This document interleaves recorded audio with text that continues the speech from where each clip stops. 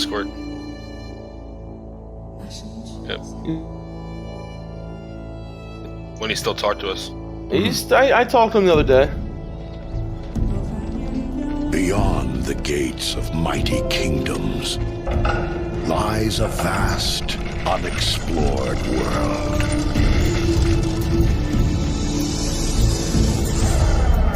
A world of honor.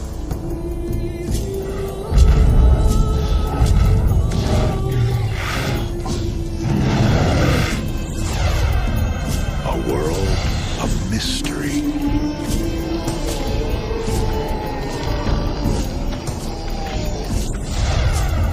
A world of danger.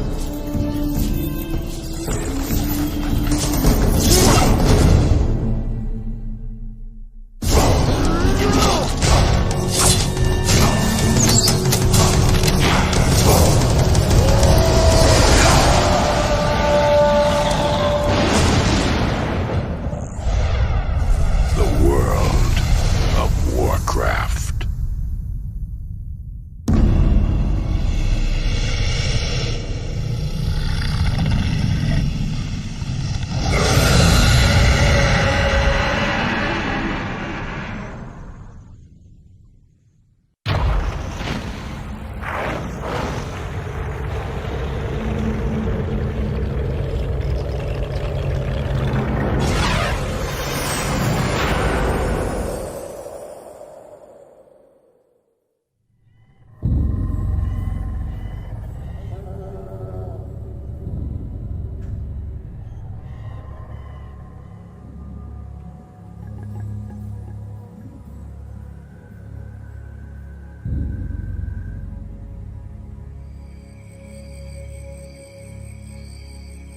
Yo, go like my stream if you can. Go like the stream, dude.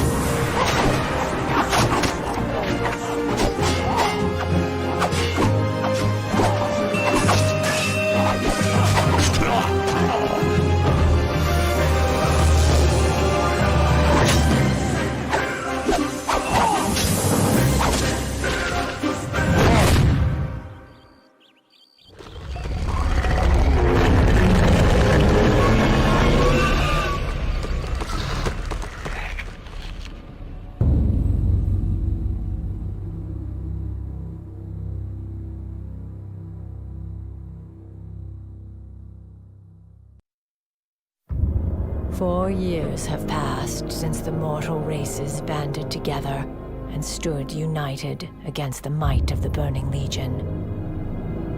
Though Azeroth was saved, the tenuous pact between the Horde and the Alliance has all but evaporated. The drums of war thunder once again.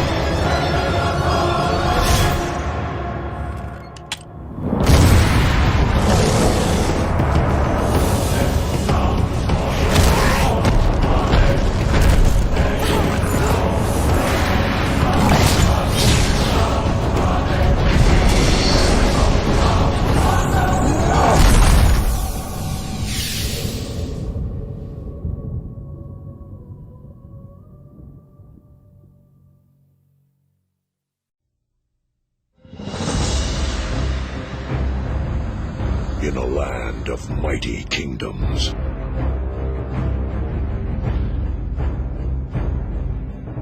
new threats emerge. Ancient alliances are reforged. And an unexplored world awaits.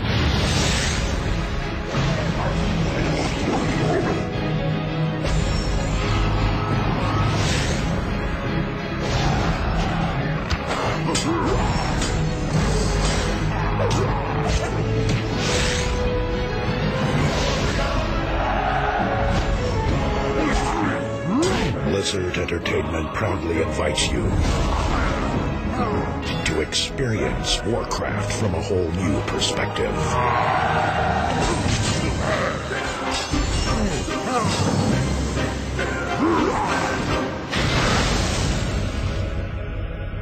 Stake your claim. Live the legend.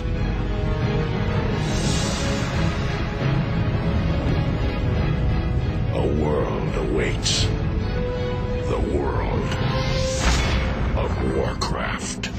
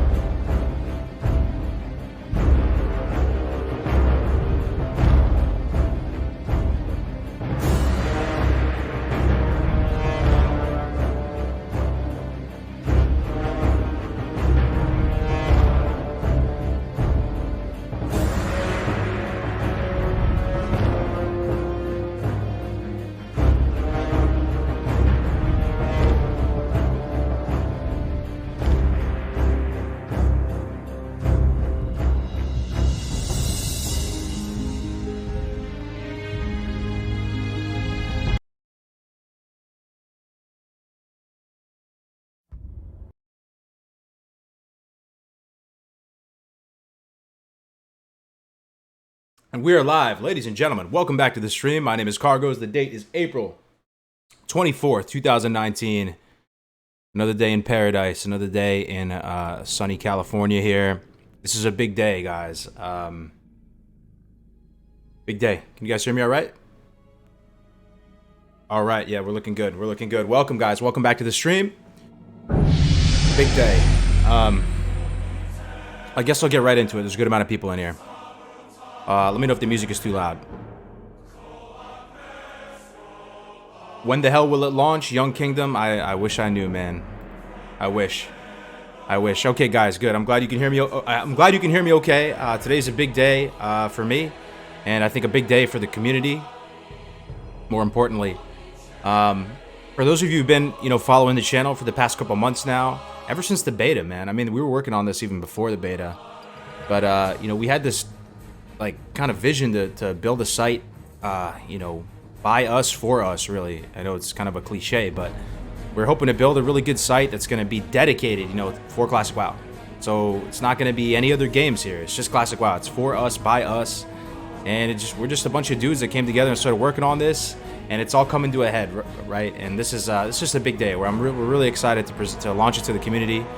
I'm gonna be getting into it today, show you around the site, do a little tour around it, and hopefully, you know, fingers crossed, it resonates with you guys, and you guys, you know, we can come together and make it awesome.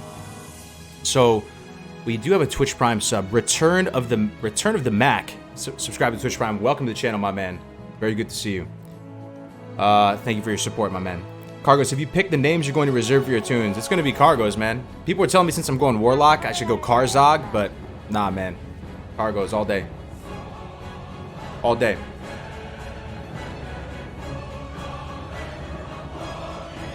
Yeah, we're working on a talent calculator. We're working on a lot of stuff still. We got a lot of features planned, a lot of stuff in the pipeline, but I want to take you through this, guys, because I really hope, you know, this can be our little home, man. Like, this is it right now. I mean, it's looking good. It's come a long way.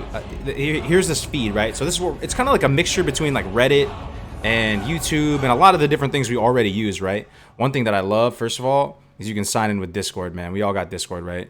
So we can sign in with Discord.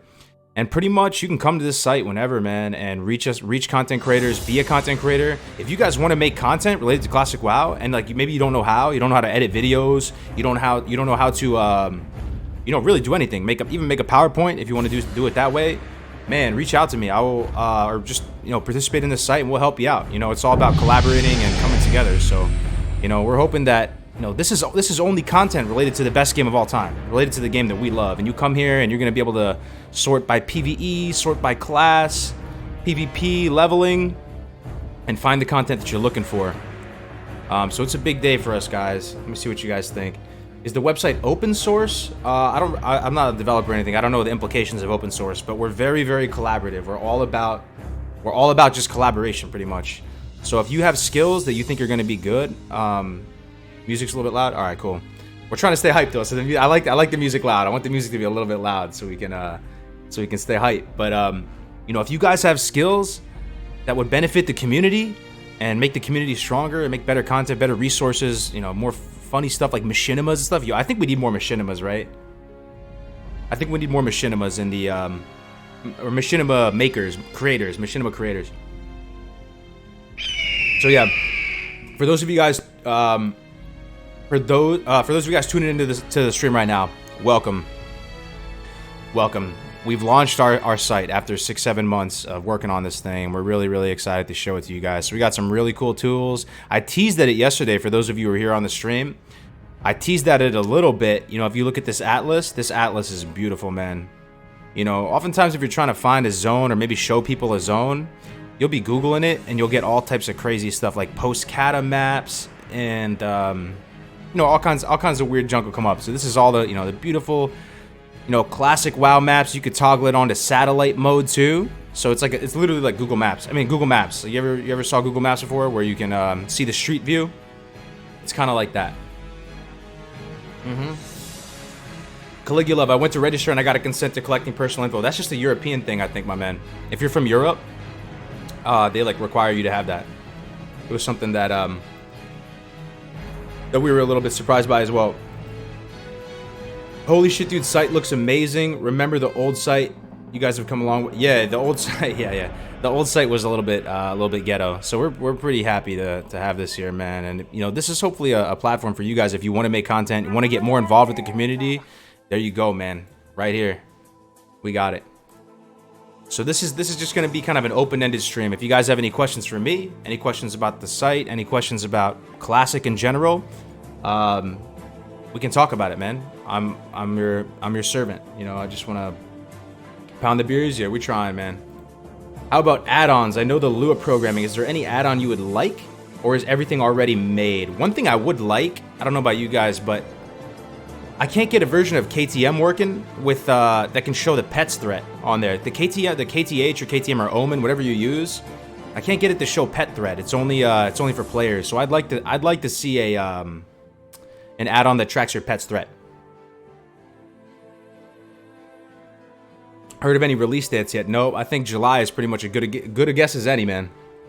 Oh shit, we got another Twitch Prime sub. EJ Nar, subscribe with Twitch Prime. Welcome to the stream, my friend. Welcome to the family. Welcome to the community. You are amongst friends. Thank you for the support. Smokerin hosting for 3 viewers. My man Mooflake. Thank you very much, Smokerin. Kargoz flexing. Thank you for the host, dude. Appreciate it. This music is great, though. Kargoz, did you think about getting in contact with Joanna? Yeah, I've hit Joanna up. He's kind of doing his own thing right now, but I like Joanna. Joanna is a legend, man. Think about Joanna. He was so ahead of the curve. The fact that he made that leveling guide in 2004, 2005, incredible, man. What are the key bindings you use? Yeah, we can talk about key bindings. Pretty much, we can talk about whatever you guys want. I'll tell you. What do you guys think is the most hidden valuable key binds? That's a question for you. The ones that I really like as a lefty, so it's a little bit different because I'm a lefty. But some of the key binds that I really enjoy, that I think are very useful, that some people don't really think about too much, is scroll up, scroll down on the mouse wheel, depress the mouse wheel middle button, so to click that. Also F1 through F4, and also even F5 through F8. F5 through F8 is good for stuff that's not very APM intensive, but you still need a bind for it, like maybe just food and water, or you know, maybe like a Hearthstone or engineering related stuff. I really Alt F4, that's a good one. I remember getting debated by people in like freaking general chat back in the day, telling you to click, do some combination of keys, and it would close you out from the game. Matthias, Kargoz, my man. Every time I ask a small stupid question, you always somehow see an answer. I try, man. It's hard to keep up with the chat sometimes, but okay. Here's a good question. So, Return of the Mac. He's the new Twitch Prime sub. All right. Watched your solo craft magic wand vid, and I have a question. Just wondering if this is worth doing if I'm planning on speed leveling. I plan on playing Warlock, and I know that wands are a huge help, but is the time spent on this worth it? So what I would say to you is, if you're solo leveling, right? If you're solo leveling, it is absolutely worth it to craft the lesser. The greater, you may be able to plan a quest. You may be able to try and find an upgraded wand via a quest reward. If you're really speed leveling, it could be worth it, but I haven't really like done it in the context of a fresh server and really played it all out. So if you want to be on the safe side, I definitely think it's worth it to craft the lesser, though. Especially if you're going to be right there on launch and you're going to be ahead of the pack and stuff. Like you're not going to be able to buy it in time from someone. And but what I will say is, if you are duo leveling, that's one of the great accelerations of duo leveling, being able to have synergistic professions. So your buddy could go get skinning, leatherworking, you could get tailoring and enchanting, and together you're going to be able to reach the amount of materials you need for both lesser and greater magic wand way faster than if you were going alone. In regards to the wand being worth it, I like to skip it and go to Dark Shore, get to Dark Shore wand ASAP. Yep, I hear you, man. I hear you. I hear you. So mouse scroll, yeah, mouse scroll is really good, right? What if you want to zoom in or out? Oh yeah, so that's a good question. So you might be wondering, like, what do you do if you want to scroll, zoom in, zoom out? I actually use the plus and minus keys on my keyboard. It's a little bit ghetto. You could probably find a better way of doing it, but I pretty much stay zoomed all the way out almost all the time. So it's not like a really like important keybind to me, having good zoom in and zoom out. Good question though. Good question. Let's keep the good questions rolling. Is there any information how much WoW Classic will cost? Yeah, Lucas. It's going to be just one sub. So you can sub to World of Warcraft. You get access to both BFA and Classic.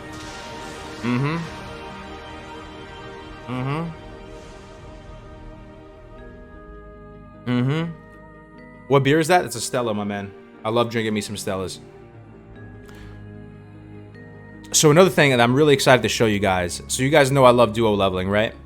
Something I'm very passionate about, or just leveling in general. It's my favorite aspect of the game. I really enjoy leveling and the journey. So one thing that I'm really excited to announce is for those of you who are interested in duo leveling or group leveling or whatever, and you don't have a buddy or a friend that you know in your time zone that's willing to commit, there's a duo leveling thread that we set up in the forums. So this is where we're hoping to make this kind of the de facto group leveling spot. So if you're trying to find somebody, you can go here and pretty much, I mean, it's just me. I'm the only one who made a post in here so far, but pretty much you would say like NA or EU, and then Warlock Seeking Priest. It's kind of like a personals on Craigslist a little bit. And hopefully you guys are going to be able to connect and find some people that you can level with. Because I know a lot of people want to duo level, but it's just the type of thing where they just don't have, a friend. You know, they just don't have a friend that's going to be willing to do it. They don't know anyone personally who's going to be on at the same times. And that's, you know, that's the craziest thing that's going to rip the dream. So if you're interested in duo leveling, here you go. Here you go. People have been asking me about this. Can you recommend a good MMO mouse? What do you guys think? What's a good MMO mouse? I know a lot of people love the Naga. Is that the one with a bunch of buttons on it? On the side? So the thing with that is I like those mouses, but I'm a lefty, so the buttons are like by my pinky, kind of, right? And I can't really click them that well.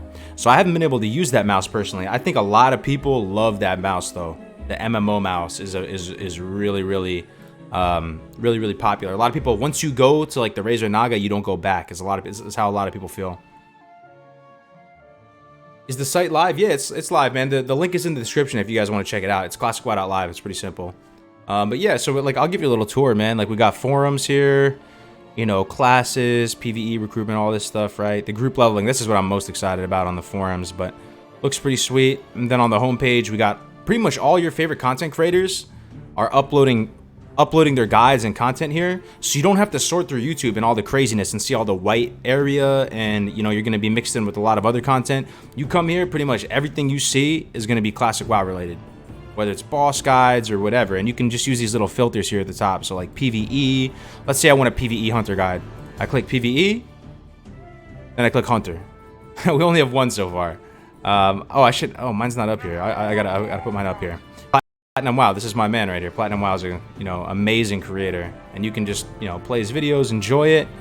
So yeah, it's pretty cool. You can also submit your stuff too. So if you guys want to submit guides, or if you think something that could be useful to the community, you can just go right on the homepage. There's a submit button, so you can just submit whatever you want right there, and the community will be able to upvote it, downvote it, comment on it, and it should be good. Kargoz, I have a love for healing and endgame and tanking up to 60. Would Druid be a great choice for power leveling 1 to 60? Druids level quick. Druids definitely level very quickly. You know, it's maybe a little bit counterintuitive to some. Some people might think Druids, healers, hybrids, hybrid attacks, but Druids level quick. Don't get me wrong, man. Druids, being able to get feline swiftness at 21, they have a 30% increase to movement, both in combat and out of combat. It is really, really insane. And they're very, very good at precision leveling, you know, with surgical precision, just killing target to target. They lack a little bit with AoE, with their AoE potential, their multi-target damage. You can kind of like swipe AoE grind. It's a little bit ghetto though. You can like tab target a bunch of stuff in Moonfire, go into bear form and swipe them. You can do that. Is it the most efficient thing in the world? No. But they're very, very good at just traversing the world, leveraging that high mobility, and completing quests really, really efficiently. So I think it's definitely worth it. Holy moly, dude. What just happened right now? Da Red Nude. Subscribe with Twitch Prime. Thank you very much. Welcome. Welcome to the channel, my friend. And Diabetic Gamer James. Dude, I remember you from yesterday, dog. Is gifting 5 tier 1 subs. My man. Thank you very much, dude. Welcome to the channel Talon Wow. Zog Tiger. Taladrill. Taladrill lurking in the chat. Zapper and Kicks TV, welcome guys, welcome to the channel. Thank you very much for that, Diabetic Gamer James, dude. Appreciate it. Much appreciated, my man. So what's the website going to be for? The website is going to be for you guys, whatever you guys want to do with it. It's a website for the community, by the community. You know, this isn't covering any other game. It's a platform designed for us. You can log in with Discord, log in with YouTube. We all have Discord or YouTube, right? And it's really, you know, whatever you guys want to make of it. We have this awesome atlas, so you can go to all the different zones, explore all the different zones, see these beautiful, just crispy, nice, detailed maps, toggle over to satellite. We're going to eventually add caves, too, so you can click this cave, right? Imagine I click this cave, it's going to go inside the cave and show you the layout of the cave, which is going to be really nice. But God, dude, Azeroth is so nice looking, man. I really, what I'm trying to do is I actually want to print this out, like maybe like 6 foot high or something like that, some really big thing, and frame it, honestly, because this is just stunning to me. I don't know. What's a good FPS for playing WoW on max graphics? I don't know, man. It's not very intensive though. Classic WoW. One last question: Marines versus Army? Damn, dude. I mean, I'm gonna have to go with Army, right? With my Army brethren, but it's all one team, one fight, baby. Like we're all on the same team here at the end of the day. What's better, guys? Grind or find quests for a 57 to 60 on a shaman? So what I will say is that quests tend to pick up a little bit. You know, towards the higher levels, man, like, you know, there's certain like sort of brackets of leveling where the questing won't be delivering that much XP, and it's a little bit too spread out and stuff. And some levels I do think it's optimal to grind. But for those of you who have leveled in Classic WoW, you know that it tends to pick back up again as you get towards the higher levels. So I'd rely more on questing and make sure you knock out those quests for you. Also, you can turn in the cloth. If you haven't done so already, turn in the cloth at the quartermasters, because that's free XP right there, pretty much. This site is sick, exactly what I've been after for so long. Did you and your friends make it all? I'm not a developer or anything, man. I'm just a guy. But yeah, pretty much a bunch of us have come together and put this together for the community. Shout out to Ale and Taladrill and all the big brain people that helped make this happen. But I'm really excited for it. I think you know, we have kind of a home with this place, man, and I hope it catches on. We're building a lot of tools and stuff too. The live page too, like you can go to this live page and instead of going to Twitch, you can just click across all the different streamers. You can just click, you know, Payo or Stay Safe or Drustic or anyone, and you don't have to necessarily sort through all the craziness of different games. Dwarf or Night Elf for Hunter? That's a good question. Hunter is one of the hardest classes to choose a race for. There's a lot to unpack there. I think there's good reasoning for playing both, man. I mean, Stone Form is really great. You can get rid of, like, you know, Devouring Plagues and Viper Stings, Serpent Stings, Poisons, Rogue Stuff, Bleeds. Very strong as well. But the idea that you can stealth as a hunter, like go Shadow Meld as a Night Elf hunter and have your pet also Shadow Meld, is going to give you a big advantage defensively in PvP. It depends if you're trying to go PvE or PvP as well, man. It's a tough one. If it's any consolation, if it makes you feel any better about the decision, just know that you're not going to get like memed on for choosing Dwarf or Night Elf. There's valid reasons for choosing either or. Hey dude, looking to get into Classic WoW when it comes out, but honestly completely new to WoW. Any advice? Wow, man, I kind of envy you, bro. You're literally completely fresh to the game right now. Never played Classic WoW at all. What would you guys say to someone who's never played Classic WoW playing this summer? I almost don't even want to spoil it for you, my man. Just like go into it with an open mind and an open heart. And what I would say to you, man, is like don't get discouraged. Like if it's hard and, you know, you're like, you may be used to the more retail environment of WoW and you're pulling, you know, mobs are hitting a lot harder than you're used to and, you know, you have some unfortunate deaths. Don't get discouraged. Just know that that's the nature of the beast. Everybody is going through that. Everybody is struggling through those deaths, and it's a punishing game, man. Classic WoW is a punishing game. Like, it's, you know, it's vanilla, man. Like, this shit happens. Like, you know, you're gonna take some L's, and that's okay. That's part of it, man. So I just say go into it with an open mind and an open heart, and I really do think if you do that, you're gonna fall in love with it, just like a lot of us have, man. It's supposed to be hard, yeah. It is, man. Don't cry if you get ganked, yeah. I wonder how crazy it's gonna be on Phase 1, man. I think a lot of people might be sleeping on the savagery of Phase 1 in the sense that I think a lot of people are gonna be killing the quest givers. Right? I don't know. With no dishonorable kills, what do you guys think about that, man? I don't envy the people that maybe like start playing the game a month or two after launch, and a lot of people have hit 60 already, and they go back and you just have like 4 or 5 undead rogues in Westfall just killing all the quest givers on cooldown. Man, that's gonna be crazy. Yo, Kargoz, the hype is real. Indeed it is, my man. Welcome, Jordan Davies, to the stream, my man. Welcome. Welcome to Classic WoW. Please drop off your life at the front desk and don't forget to bring your piss bottle. I'll cheers to that. I wonder if they're going to take a page out of vanilla and make the live servers harder again. People have been asking that on stream. Yeah. Do you think if Classic WoW is really successful, do you think that's going to impact how they go forward with retail WoW? I mean, we're talking about ActiBliz here, dude. This isn't like old school Diablo Gamer Blizzard. This is ActiBliz. I don't know if it will make an impact. Maybe. I mean, if it gets big enough, then it certainly will. Right? Like, if it actually becomes more popular than retail, it seems like that they would definitely take some pages out. They might go, okay, well, the majority of our players prefer this more hardcore kind of more punishing, you know, punishing feel, like look and feel to the game. So, you know, incorporate that a little bit more. 100% yes. Yeah. Do you guys think there's any chance for retail? What would it take for retail WoW to come back strong? I don't even know if that's possible at this point, man. Would there be any way to do it? I'm just gonna buy a previous character for $200. You do you, boo-boo.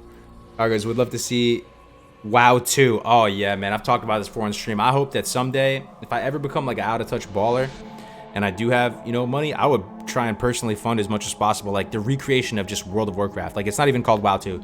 They just re-release it in like 2048 as World of Warcraft, and everybody's, you know, you already have this amazing world. I think a lot of people are like quick to throw away the world and the established IP for something new. I'm more of the type of opinion where, like, let's build on it, man. Let's make it even more in-depth and sophisticated. Can you imagine how detailed and in-depth, like, Elwyn Forest, Duskwood, Barrens, you know, Thousand Needles could be? Like, if we had that many more years to build out the world and flesh it out, dude, it would be the deepest, most amazing world.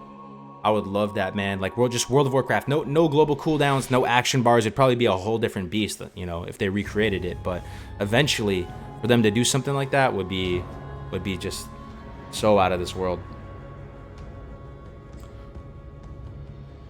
WoW remastered. Well, I mean, it would be. I'm thinking it would be like a different game though, like fundamentally. Like, it wouldn't be. You know, it wouldn't be using the same mechanics. Like, there wouldn't be global cooldowns potentially. There would be something new. You know what I'm saying? Like, maybe it's VR. You guys think a VR WoW would be sick? I mean, I do. I think eventually if you could put on some goggles and you're walking through Duskwood and it's like really scary and ambient and like you're I don't know. That's the future, man. But someday I think it could be cool. Yeah, I mean, VR, like, people have been hyping up VR for a while, but no one's really applied it well. There's not really any good VR games, right? But I think eventually, you know, probably our kids and stuff will be saying, like, damn, like, Dad, you used to play games on a keyboard? Yeah, that's crazy. Imagine them working until everything is finished as planned. People will definitely be multi-boxing in WoW. Yeah, you're going to see a couple pain trains of elemental shamans, like, you're going to see that for sure. Best multi-boxing classes, what would those be, man? It would have to be like the really bursty, maybe, like bursty, less APM intensive classes. I don't know what about 5 Shamans has been so popular. Maybe it's just the chain lightning, lightning bolt, chain lightning combo. Probably. If they were somehow able to implement VR into WoW and make it somewhat good, it would be amazing. I agree, dude. The world would be incredibly immersive. Like, I'm just imagining, like, especially zones like Duskwood. You put your VR goggles on eventually in the future, and you're walking through Ravenhill Cemetery, and it's like, oh my, I mean, one can dream, right? Probably it's never gonna happen, but one can dream. Burpee. Yeah, man. I've played WoW in VR before? Is that possible? That's crazy, dude. You actually played WoW in VR. I guess you could. I know some people play WoW like with a controller. I think it's more retail WoW though. Someone designed a mod for retail WoW where you could play it with a controller and it looks like an action RPG. It pretty much is an action RPG at this point. Retail WoW reminds me of like Dynasty Warriors. Anybody ever played Dynasty Warriors? Kind of reminds me of that. Like hack and slash. It feels like hack and slash. Some of the animations are really cool though. Swifty has played WoW in VR. Wow. Interesting, man. Relentless Strikes? Yeah, dude. No, Philip, I definitely know about the Relentless Strikes, man. This one right here? Oh, no. Remorseless Attacks. What is Relentless Strikes? What is that? Relentless Strikes? Where's Relentless Strikes, man? Relentless Strikes. What am I missing right now? Where is this thing? Huh. Can't find it, my man. Can't find it. Remorseless Attacks is there. Oh, Relentless Strikes. Oh, this. I mean, yeah, the talent is like bugged, right? But it, your finishing moves have, what is this supposed to be? Is it 100%? Or like 85%? Kargoz, some guy's playing Classic WoW in VR with a treadmill. He is playing that on the treadmill? No way, dude. That would be crazy. I always dreamed of that, though. Like, where you actually had to take steps and walk through the world. You'd probably get fit as fuck, right? Imagine if you had to actually walk through Azeroth. You probably wouldn't be able to do it, first of all. You'd probably be able to walk through a zone in a day. That might be sweet, though. Thinking about it. I was theory crafting with two dads yesterday about a dual druid leveling comp. It's way cool. Oh, interesting. Dual druid, huh? How would you do that? Dual druid. So one would... one would pretty much for sure be shredding from behind, right? Be shredding from behind, so you'd probably just go double feral. That's what I would assume. One would just sit in bear and take some of the bear talents, like Primal Fury, and one would be shredding from behind. It'd be good, man. You have healing potential. It'd be good, yeah. Be good. They can both teleport to Moonglade at the same time and take flight paths. You know, they really have that aligned movement speeds, which would be really nice, right? I need that. That would be, yeah, people would get in shape, man. If you pair, you know, the amazing immersion and no life of WoW, but you have to actually walk and run around the world. Hey, Mans, what's up, dude? Welcome back, dude. Good to see you in here, my man. Mans.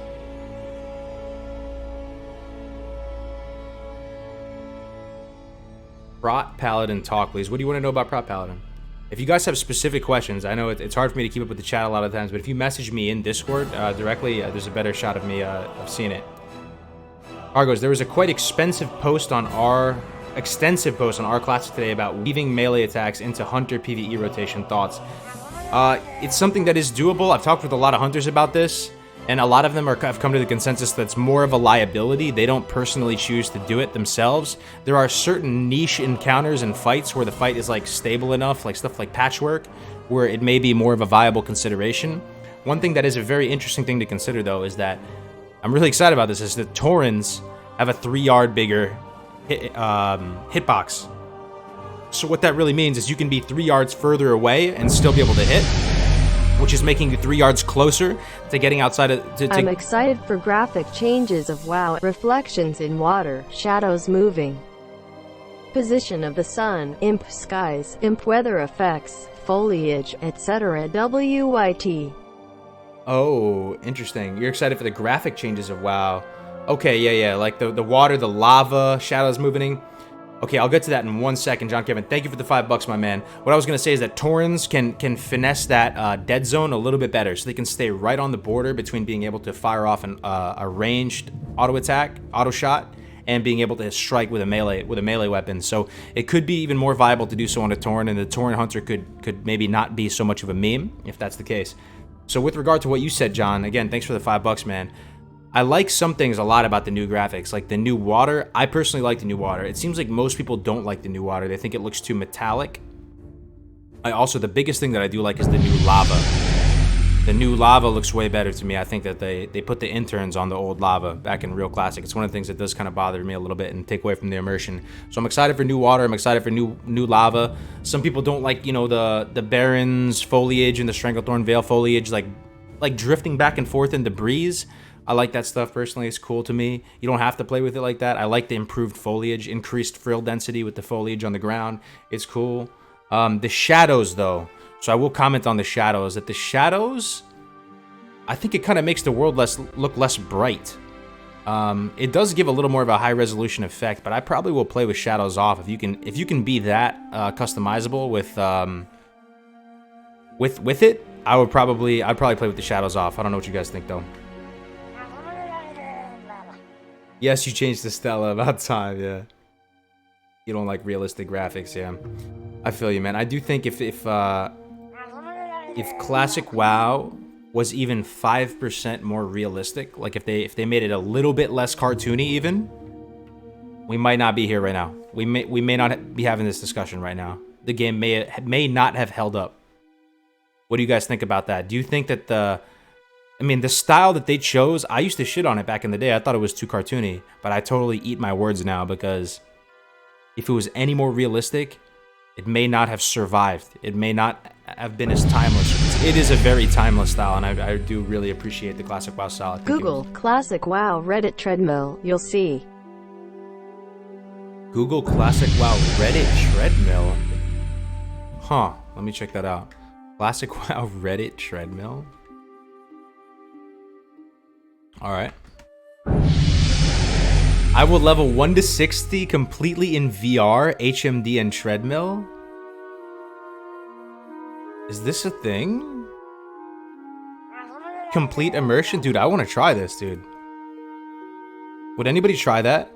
Playing Classic WoW in VR, if it was possible? It has been my dream to walk Azeroth with my own 2 feet, to look around and literally experience everything from a first-person perspective. That sounds dope, dude.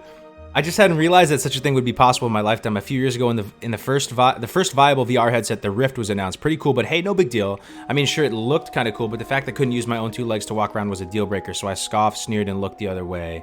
And sometime blah blah blah blah blah. Now he owns a Vive, an Omni, a Vorpix, and a voice attack. So when Classic comes out, I will finally live out my dream of leveling 1 to 60 fully in VR. Any of you got the gear to join me? Yo, this is legendary. I hope this guy streams this, dude. That sounds actually awesome. I would do that. So here's the gear. It costs $950, about $1,000. So for $1,000, you can play WoW in VR and walk around the world, is what you're telling me. That's what you're telling me right now. I can play WoW in VR and walk around the world for $1,000. Add a pull-up bar next to you when you're flying and waiting. Now, dude, when you jump up a little, like... Wait, when you jump up a little rock, or when you jump up onto a level, like, you have to put the treadmill on incline.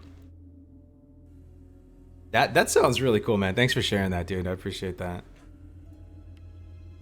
That's a little too much for me. You would burn some serious calories. Traversing the Barrens, you would get ripped. I wonder if that's going to be the case. What if they eventually combine hardcore games with, like, fitness in VR? We would all probably be shredded motherfuckers right now. If we actually had to walk, I would still play Classic WoW. Classic WoW would be so fun. Like, I mean, some games would just be so fun, but you had to walk. Like, you wouldn't normally go to the gym and exercise, but you have to in order to succeed in this game. We would all be shredded, like 8-pack status. If we spent all that time walking around, running around.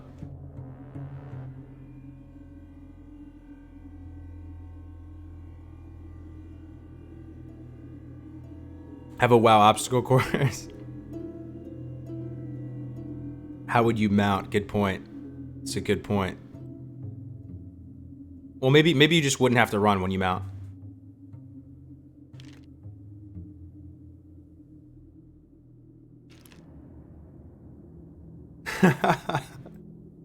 True, man. You can probably set your display and do something that lets you control the camera with the VR headset, but beyond that, that's still keyboard mouse. I hope, man. It would be sweet. The World of Warcraft is an amazing world, man.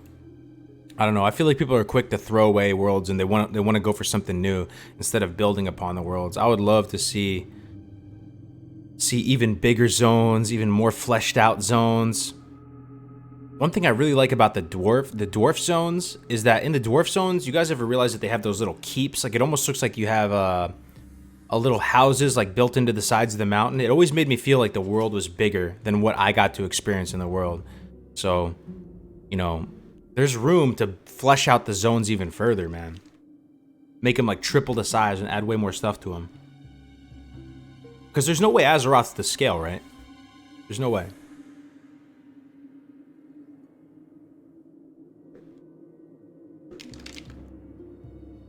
To mount, you click your heels together. You gotta put on your VR spurs, dude. Should hunters get enchanting for farming Mara and DM North? You could. For Mara, the best profession is herbalism, though. You can loot the ghost mushrooms. If you get really good at farming Mara and you get a little bit of gear, like you get some tier 1, you get the tier 1 set bonus. Let me show you the tier 1 set bonus. Tier 1's so good for it, man. Giant Stalker. Look at tier 1 set bonus. Increases the range of your men pet spell by 50% and the effect by 10%. Also reduces the cost by 30%. So good. 5-piece increases your pet stamina by 30 and all spell resistances by 40. Having some pieces of tier 1, man, you're gonna be able to clear through Mara like no problem. You can even go up and kill rock. You can even go kill the rock guy that's like kind of up, and you can get the ghost mushrooms too. How do you feel about new quests added in vanilla? I don't know, man. That's a little bit sketch. New quests? I'd say anything related to changes, let's wait like 3 years. Let's wait 3 years and then we can cross that bridge once we go 3 years with the game that we've been wanting for like so many years now. That would be sick, dude. Cito's asking, what if Stormwind was the size of New York City? That'd be too much, though. Would that be too much? Probably. Yeah, New York City is huge, right? I don't know. I mean, geographically, it's not that big. I'd like to see it much bigger, though. Stormwind City feels like a huge city to me, though. What city feels like the biggest city? It's definitely not Ironforge. It's definitely not Undercity. Undercity, because they're just little circles, kind of like you kind of know how it feels. It might be Darnassus or maybe Stormwind. The way Stormwind's laid out, even though it's kind of logical, you have to cross all these bridges and stuff. You feel like you're going. It feels like you have to travel a long ways, and it feels very. At 60, should I go dual swords or sword dagger for rogue? And what spec? You should go dual swords, right? Dual swords, my man. How about completing the unfinished zones like Uldum? Was Uldum an unfinished zone in vanilla? No, right? No way. I know that they had the Outlands, unfinished Outlands in vanilla. That would be crazy. Yeah, we can do another poll about horizontal content and vertical content. We should do it. It is a very interesting topic to think about. I don't know if I want it though, man. The more and more I think about it, I feel like I don't want horizontal content. For those of you who don't know what horizontal content is, it's the idea that Blizzard would make new content in a classic WoW environment. So they would basically make like classic WoW Outland, classic WoW Karazhan, like a new expansion, but for classic WoW. I don't know how I feel about that, man. I feel like I just want TBC, but let's see what you guys think. All right.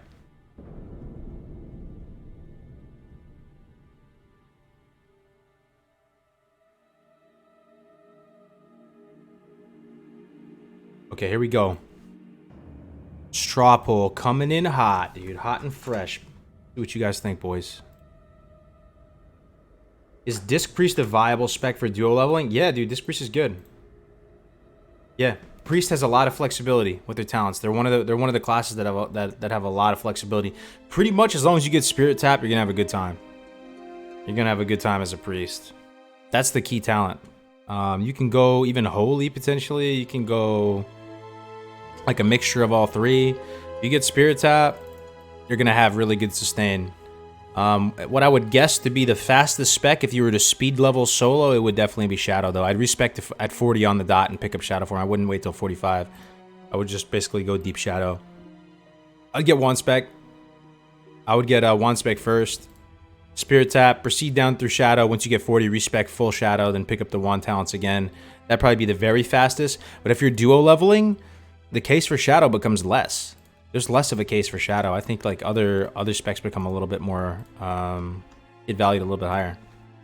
Thanks for the question though. I love answering questions like that.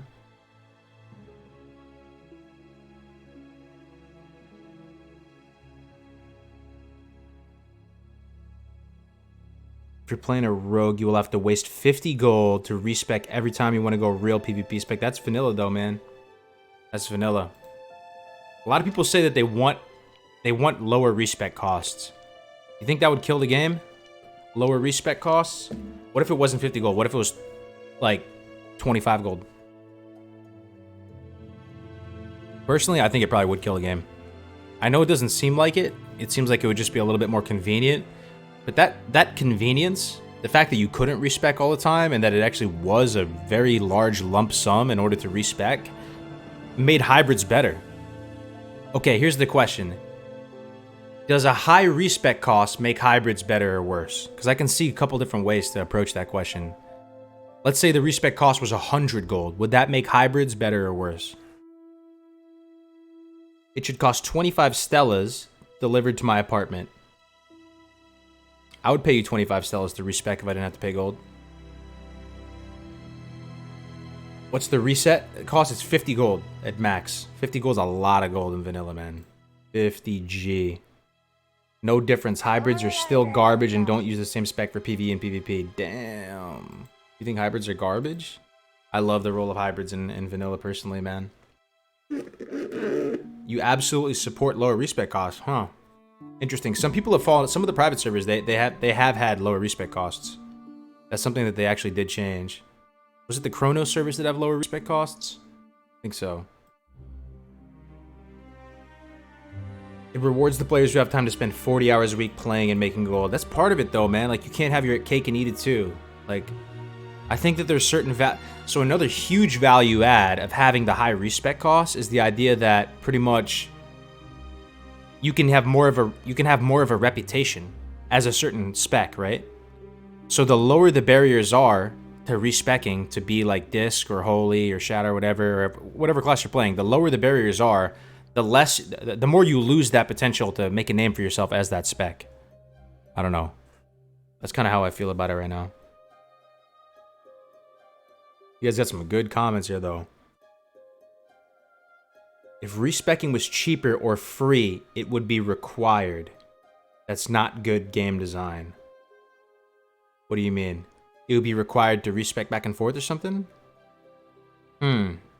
Better. Well, I don't know about 100, but 50 is good. Lets the hybrids be different from one another. Yeah, I think it's good, man. I think it's good. I want the 50 gold. All right, here's a question, though. Do you want one? Some people say that 1 gold was the first respec cost in vanilla, in real Blizz-like, you know, authentic. I remember it being less than that, man, because pretty much all of us made mistakes with our initial talents. We all fucked it up at some point, and I feel like Blizzard, they gave you kind of a free pass with the first respec. It was like 10 silver or something like that, but everyone keeps saying it's 1 gold. I don't know. I'd like to see 10 silver as the first respec. You grab iced coffee number 2.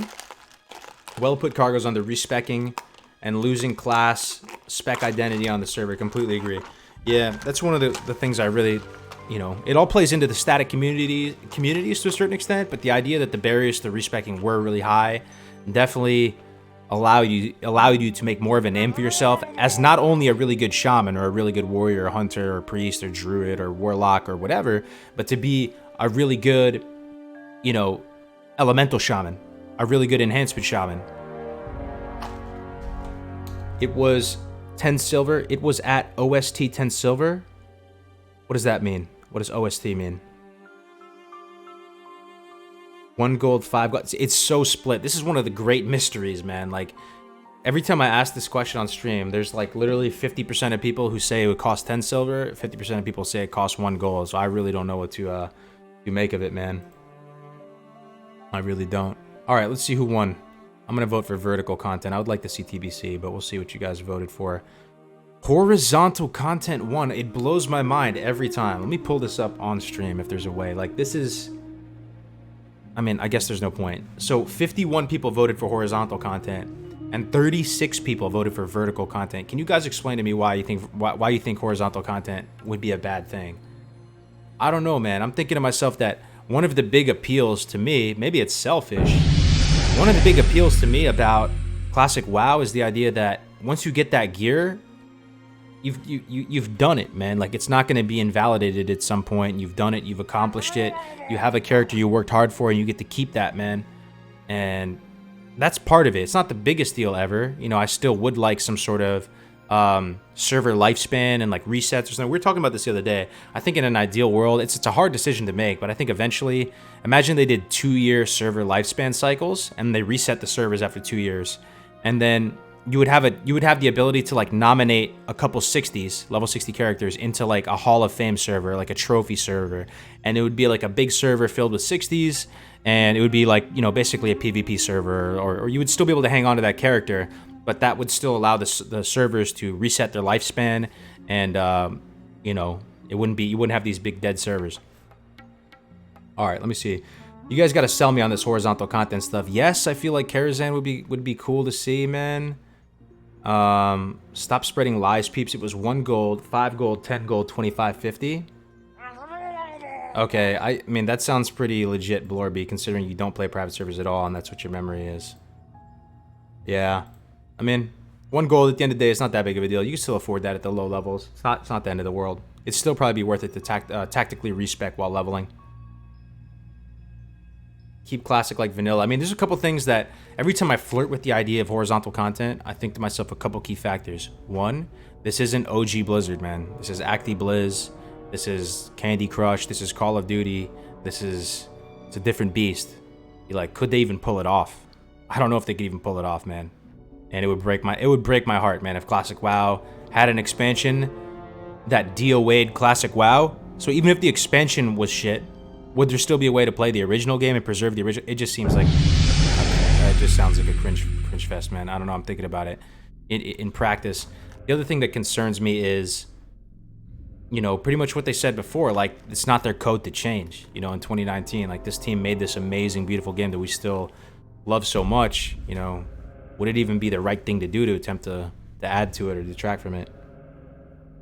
Yeah, either way, I feel like probably most of us could agree that if we're going to do something, let's cross that bridge in a couple years, man. Like, we need 3 years of no changes. What is horizontal content? Just tuning in. Hey, welcome to the stream, man. T-Man Owen, welcome to the stream, my man. So horizontal content refers to Blizzard taking the Classic WoW environment and running with it and making more content, like expansions pretty much. It doesn't have to be an expansion. It could be like patches or something, but building upon the vanilla environment. That's horizontal. Vertical is like more legacy servers. So like TBC, Wrath of the Lich King. There's some implications there, though. I feel like the existence of TBC and the existence of a Wrath of the Lich King server would kind of devalue Classic, when I do feel like Classic was the best iteration of the game. Imagine if you had all 3 of those options as legacy servers, you know, as opposed to just Classic. That would devalue Classic as a game. But then again, some people really enjoy TBC. They really enjoy Wrath of the Lich King. That's their favorite version of the game.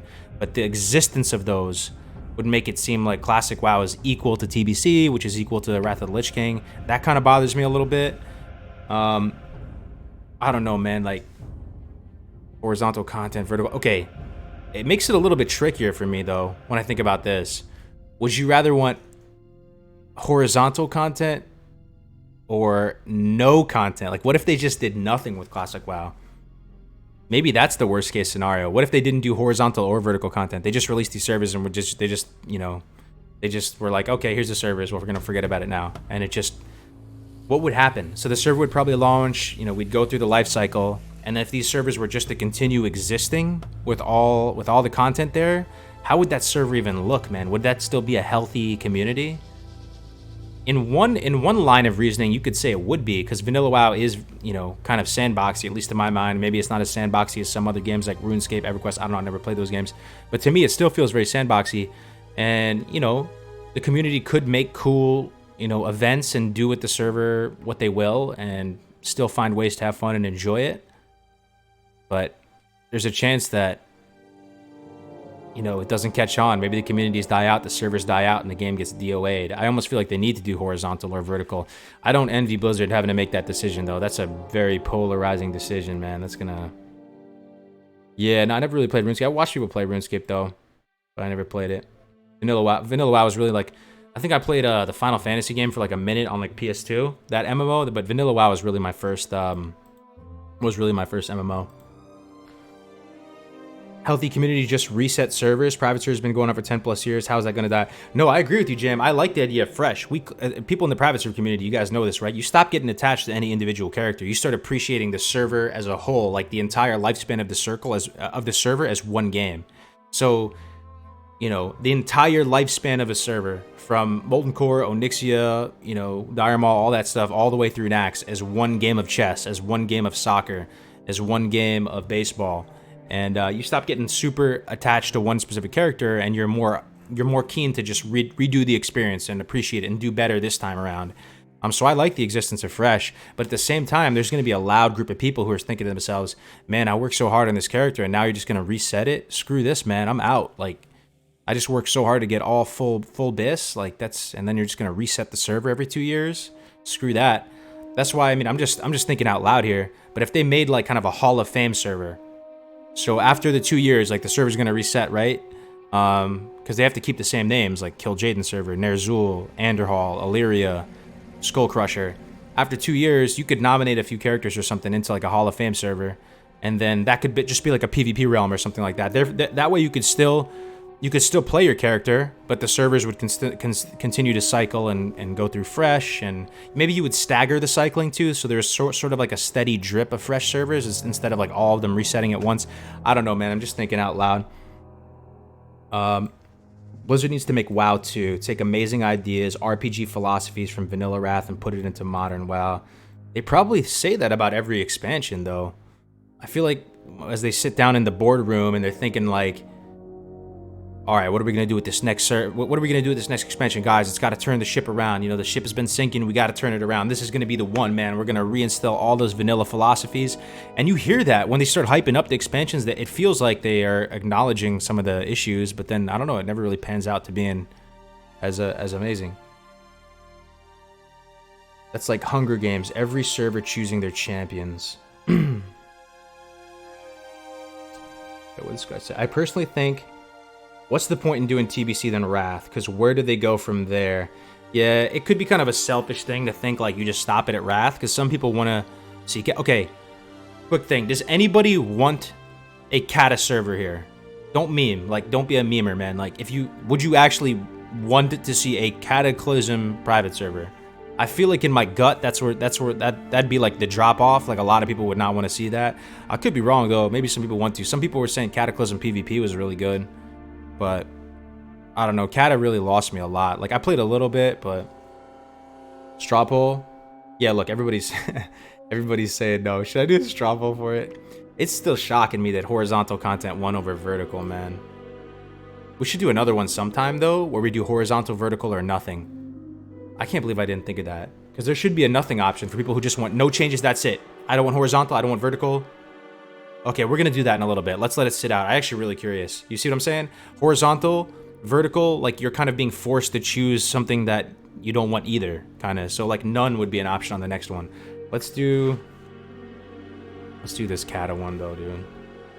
Okay, no, the question will be, where should legacy servers stop? I like this, dude. This is valuable shit. So classic, TBC, Wrath, Kata. What's after Kata? Is it Panda? Yeah, it's Panda. Okay. Panda Express. Oh man, Panda Express sounds good right now. Draenor, Legion. Nah, no way people want freaking Draenor Legacy server, right? There's probably one person who wants like Draenor Legacy server. I want my garrison again. I want my garrison again.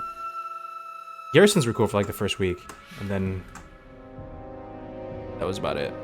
All right, yeah, if you could be so kind to vote right now. Vote in the chat right now. Let me just go grab another brewski. 1 second.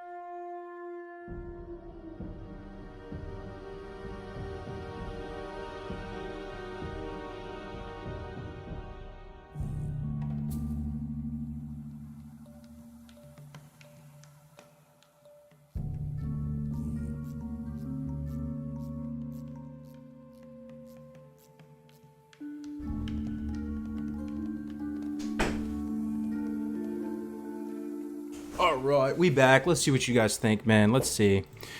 Where should legacy servers stop is the question. I'll give you guys another chance to answer. Some people might be answering right now. Alright, last chance to vote on the poll, guys. Where should legacy servers stop? Classic, we done. Classic, that's it. There's only one.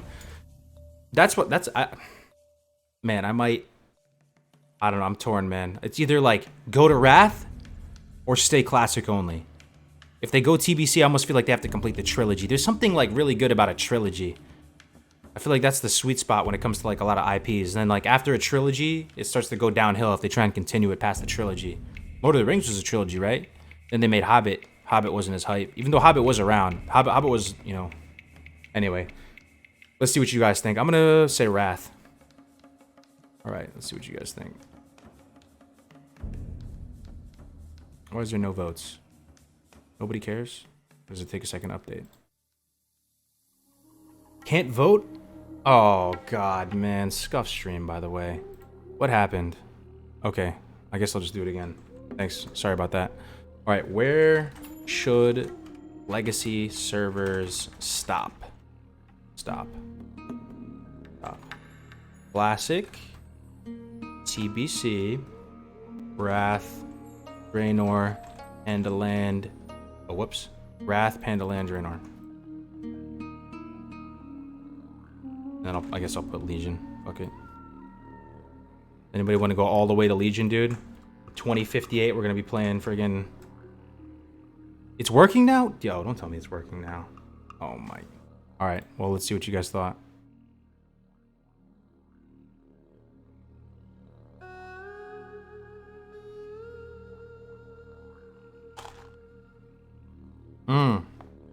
Wrath. Okay.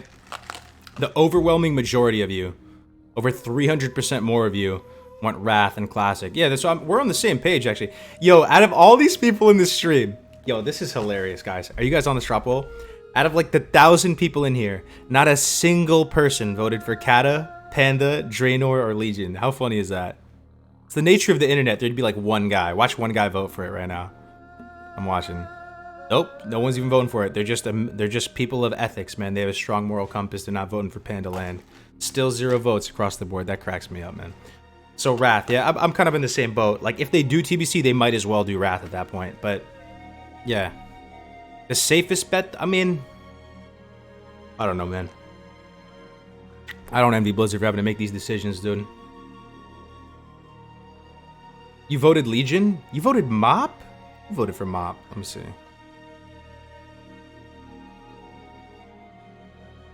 Still showing 0 for me, my man. Still showing 0.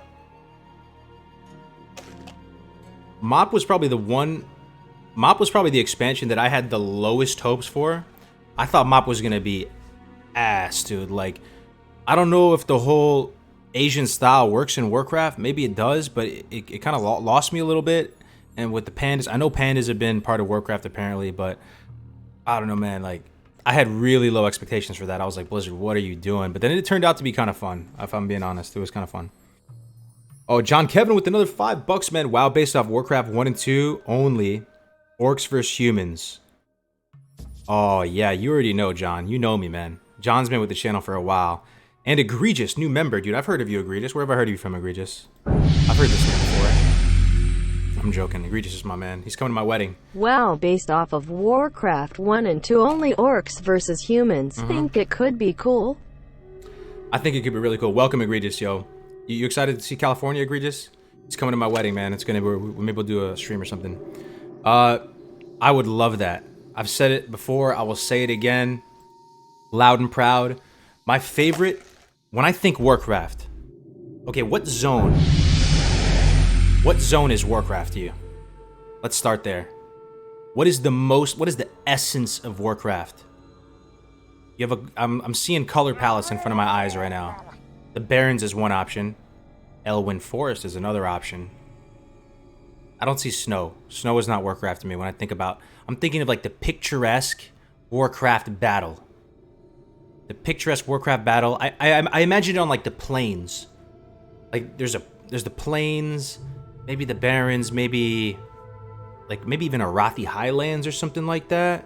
You know what I'm saying? Like, and then I just imagine like the Alliance with all their flags, and they're posted up right there, and they're very organized, and you have the Stormwind Guards, and they have their shields up, and you have a bunch of archers behind them, and they're like, you know, structured, and they have all their regalious looking colors on, and they're there. And then you have like the brutish horde charging across. They're like not as organized, but they just got raw strength and power, and it's like orcs and trolls, and they're just like marauding their way across the battleground, charging at them with like fucking slingshots and like maces with like nails in it. That's what I imagine as Warcraft. STV, ooh, like jungle warfare. I didn't really think about that. STV could be cool. But like, you know, they're charging each other. They meet out on this open battlefield and all these like, oh man, that's what I think of Warcraft. I don't think of Draenei personally. I don't think of pandas personally. I don't think of, I guess I think of, I mean, Blood Elves just seem kind of Warcrafty to me. Was Blood Elves in Warcraft 3? Was there a Blood Elf? I don't remember right now. But so yeah, what you're saying, orcs versus humans, that's the essence of Warcraft to me, my man. Like I would love that. I would love that. Nothing would make me happier. Yes, oh yeah, I will plug that again. Good call, latest. So on this website that we just launched, I know a lot of you guys have been asking me about duo leveling. Oh, people have already done it? Oh, I love you guys. You guys are making my day right now. Oh, I fucking love you guys. You guys know I love duo leveling. I had my own little selfish input here on the site. They let me make a duo leveling thing. So if you guys want to find a partner for duo leveling and, you know, chase the dream, either go full poop sock or you just want to be casual, you can make a little post here and you can find somebody. Yo, that makes me so happy, guys. Thank you for making posts there. The dream is alive. The dream is alive. Kale Thos. Oh yeah, Kale Thos was my man. That's true. Kale Thos. Yeah, jungle warfare would be kind of cool too, though. I've said it before. So when it comes to like, WoW 2, let's say that they make WoW 2 eventually. I don't think many. I think this is an unpopular opinion. I'm just gonna guess here. It's unpopular, but I would like the power level of it to be like this. This is what I would like to see in WoW 2. It's okay if you have a different opinion. Some people want to be Kamehameha blasting planets and like erasing galaxies and being the usurper and the mover and shaker of the universe. And you get to like have a chit chat with Sargeras and you're like, "Hi Sargeras, like just took out 3 planets, by the way." That's the other end of the extreme. What I would like in WoW 2 or World of Warcraft release would be, all right, you spawn in the world, right? And you're just like Bob Johnson. You're not even a Goldshire footman yet. You're just a pleb. You're just like a farmhand. And you left the farm and you got a new internship in Northshire Abbey.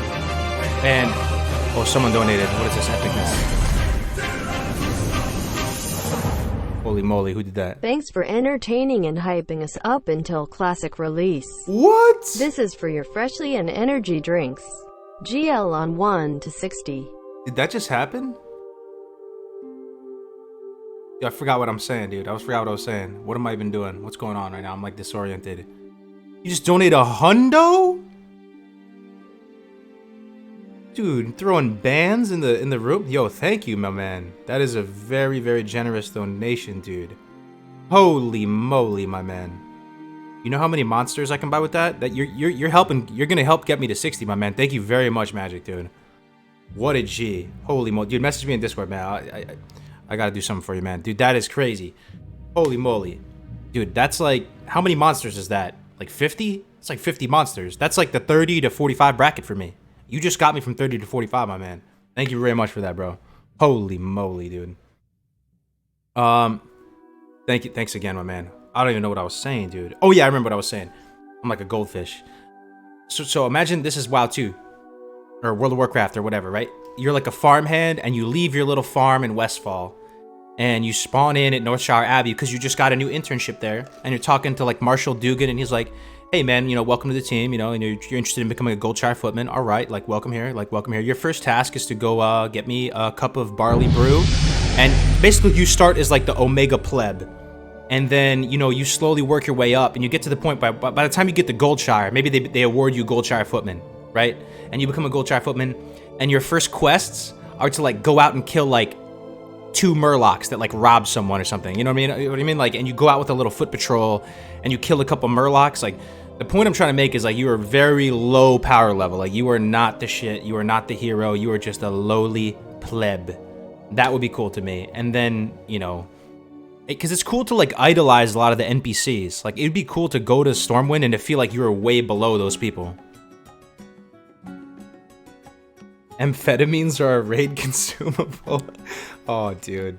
Guess who's in the house? Infra? Welcome, dude. Wow, this music just hit me out of nowhere. It's good music, though. Yeah, the day Kargoz doesn't stream without saying I'm like a goldfish is the day I went. It's true, though. It's true. My fiance tells me all the time, man. I have like 5-second attention span. Dude, thanks again for that 100, dude. You just made my day with that, bro. Thank you, man. Holy moly. That sounds more like a single-player RPG, though. Yeah. I mean, but couldn't you just do it in the same way that you would have right now in WoW? Like, you would just, like, rename the quest so that instead of doing, like, really epic shit, it would be a little bit more lowly level stuff that you're doing.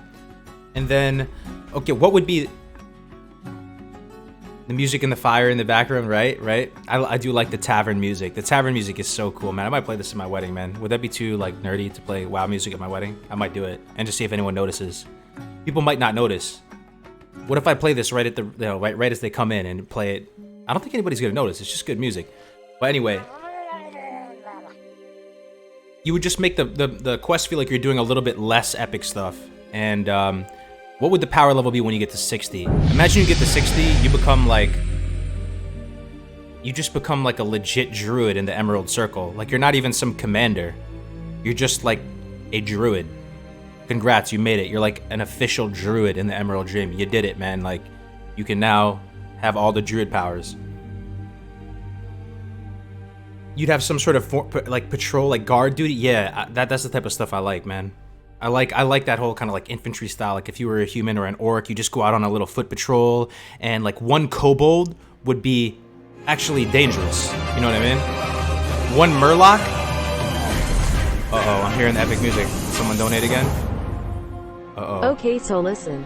WoW 2, direct sequel to Classic WoW. The other expansions are not canon anymore. Sounds great to me. Ooh, Mr. Fenster with the 10 bucks. Thank you very much. I don't really understand what canon is. Maybe you guys can help me out with this. So you're saying when something is non-canon, it basically means that it's no longer official? That's my understanding of it. So they would like invalidate the other expansions and they would create a new like timeline. That sounds kind of good, but that would lose me though. I feel like if they did that, I'd be like, are they even allowed to do that? Could they even do that? That would... Oh man, I don't know how I feel about that. Like, could I just suspend reality enough to just disregard all the other expansions and everything that happened and just be like, well, that's a write-off? I don't know. I feel like it's too late. Like, they did it, and now they have to maybe find some convoluted way of undoing it. Oh man. Canon is like the Bible. So, like, it means real. A lot of people really love their power fantasy, but would like more low-level start.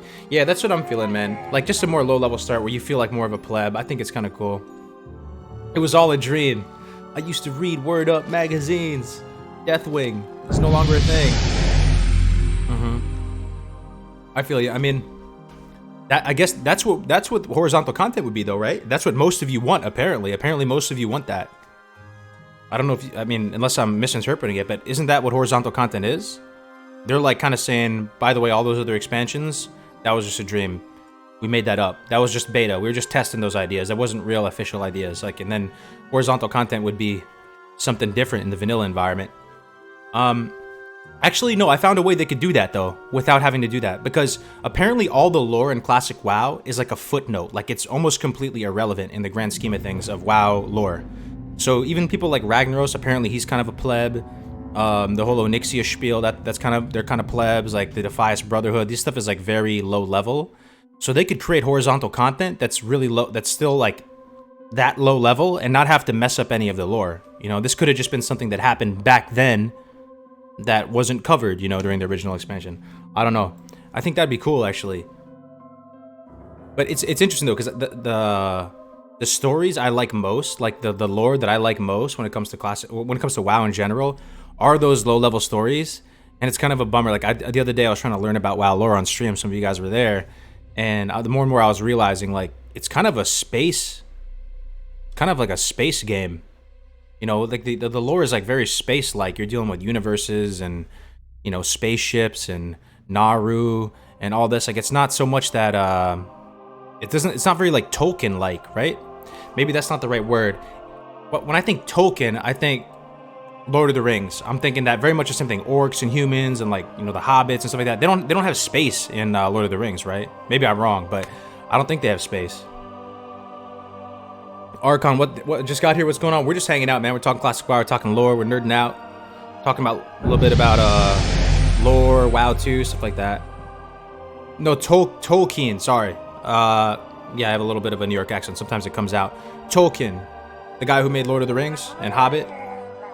High fantasy, yeah. So like Tolkien, and Hobbit, Lord of the Rings, Twin Towers, Return of the King. There's no space going on there, right? They have no Draenei, there's no spaceships, no Naru, no old gods. Maybe there's old gods, something equivalent like that. I think it's influenced by D&D with different planes. But are those planes like have spaceships and stuff? Because that kind of did like made me, it kind of killed a little bit of the hype I had for the lore when I was realizing that it's, you know, when you talk about WoW lore, Classic WoW takes up like one sentence. It kind of blew my mind. Like the thing's like, oh yeah, Classic WoW happened in like this little tiny interval. By the way, it's like a small footnote. The lore is really dealing with these massive, like, powerful entities and space and planets and stuff like that. Kargoz, have you read the WoW books? Yeah, I read some WoW books. I read the Clans book, the Orc one about the clans and Thrall. Oh wait, no, there's 2 Orc books that I read. Rise of the Clans, I think, is one, and the other one is I forgot the name of it. It was the one about Thrall's story, and it's talking about Durnhold and his upbringing. There's also the Wrath of the Lich King book. I read that because I bought the deluxe Wrath of the Lich King expansion. I was listening to some audiobooks about some of the recent ones too, some of the BFA ones I was listening to in the car. Another one I read was, man, actually that might have been it. I think I only read 3 WoW books. Yeah. Oh, Lord of the Clans, is that the one I was missing? Last Guardian, I was listening to that in the car a couple months ago. They have it on YouTube actually. You can just YouTube Last Guardian, and you can have some like really like awesome British guy. He's narrating it for free. Lord of the Clans, Rise of the Horde. There we go. Pogren in the house. What's up, man? Welcome back. Yeah, those are the 2 ones I was thinking of. For sure. Those books are awesome. Those books are so good. The only two like, you know, really nerdy things that actually no, there's a couple. I did read all the Harry Potter books. That feels like another world when I used to actually read and go to the couch and read for like 8 hours. That has like never happened since then. That was a crazy era with Harry Potter books. I mean, you guys remember that? Going to the store and actually waiting for a book?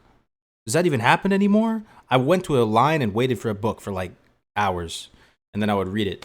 Yeah, that doesn't happen anymore. But I read Harry Potter, Lord of the Rings. I read The Hobbit. I read a little bit of the Silmarillion, Fellowship, Twin Towers, Return of the King, and then those Warcraft ones I just mentioned, and the Halo books. I read a lot of the Halo books as well. Yeah.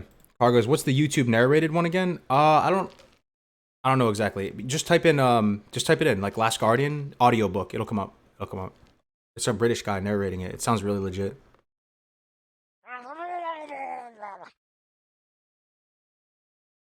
There's the void in which the world exists, but there's no other planets. But there are lots of gods for Tolkien. Okay, yeah. I mean, I'm not exactly sure what that means, but there's a plane of law that has basically automatons that patrol the planes to restore the law and order to the planes when they get too close. Yeah, I don't know about the plane stuff, but I'm a simple man. I just like elves and orcs and humans and dwarves all like fighting out in the field. That's like my favorite. That's my favorite, man. Whoops, let me get the music going again. It's like off or something. There we go. Okay.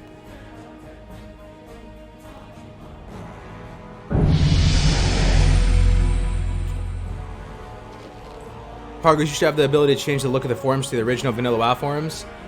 That'd be kind of cool. It'd be kind of cool. But I think they've kind of already done that with some other sites. What about those Scholastic book order catalogs? I remember that, dude.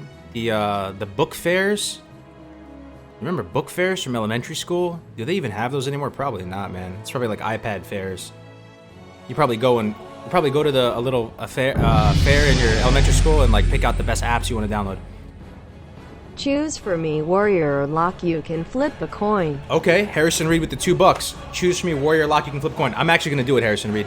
Thank you for the $2. I'm gonna flip a coin and decide this man's fate. You ready? 1 second. Let me get a coin.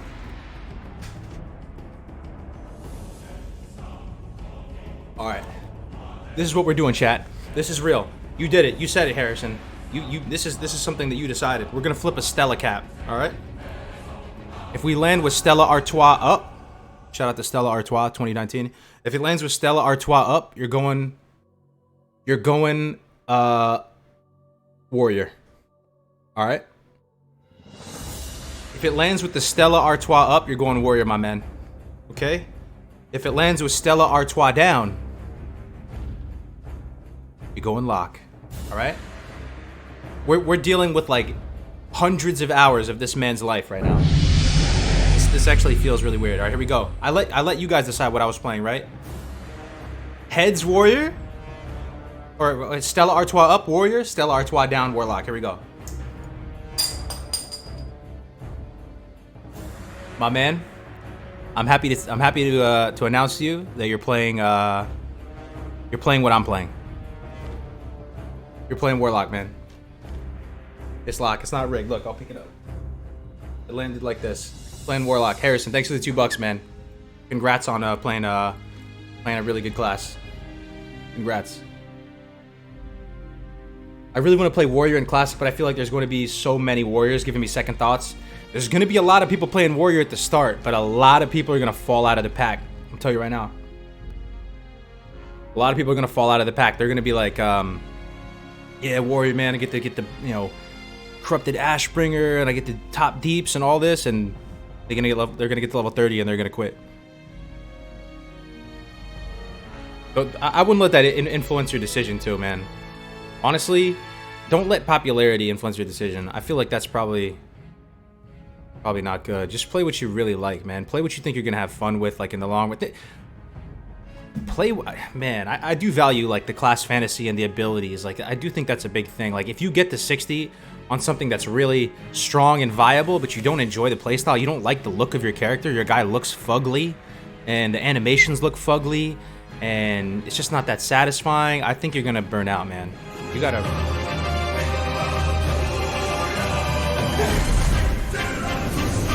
Connor Barnes with the $1. Flip the bottle cap for me, baby. Flip the bottle cap for me, baby. Lock OR Warrior. I would, Connor, but you're not gonna play Lock if it lands Lock, dude.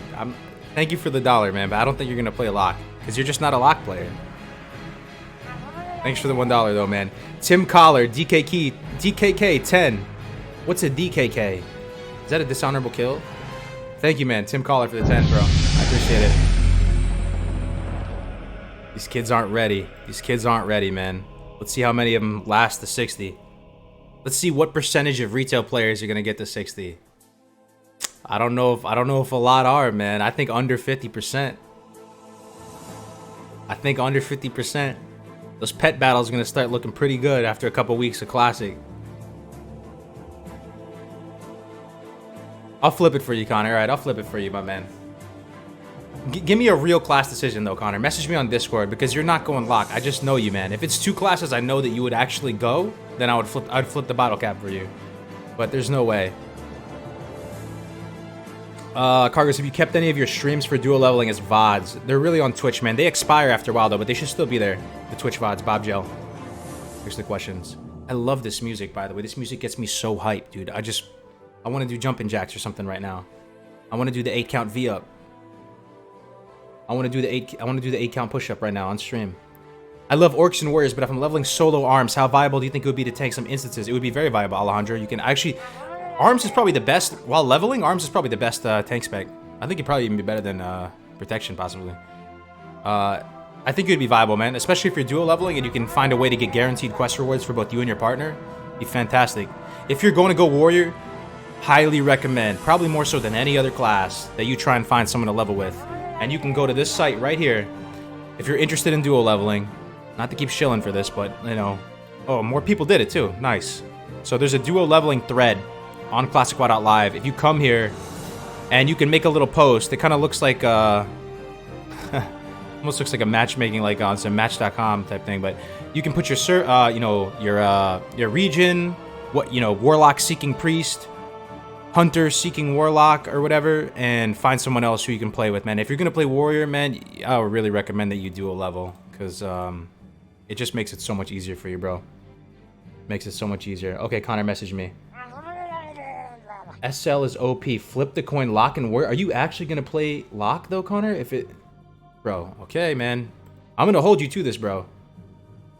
You never told me one time that you want to play Lock, but I'll flip the coin for you. If it's Lock, you're Lock, man. Alright, so heads will do Warrior again, same thing. If it's Stella Artois up, you're playing Warrior. If it's Stella Artois down, you're playing Lock, bro. May the odds be in your favor. Wow. You lucky bastard. It actually landed on Warrior. That was a close call, my man.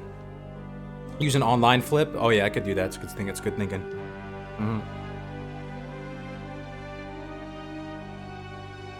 Can you flip for me?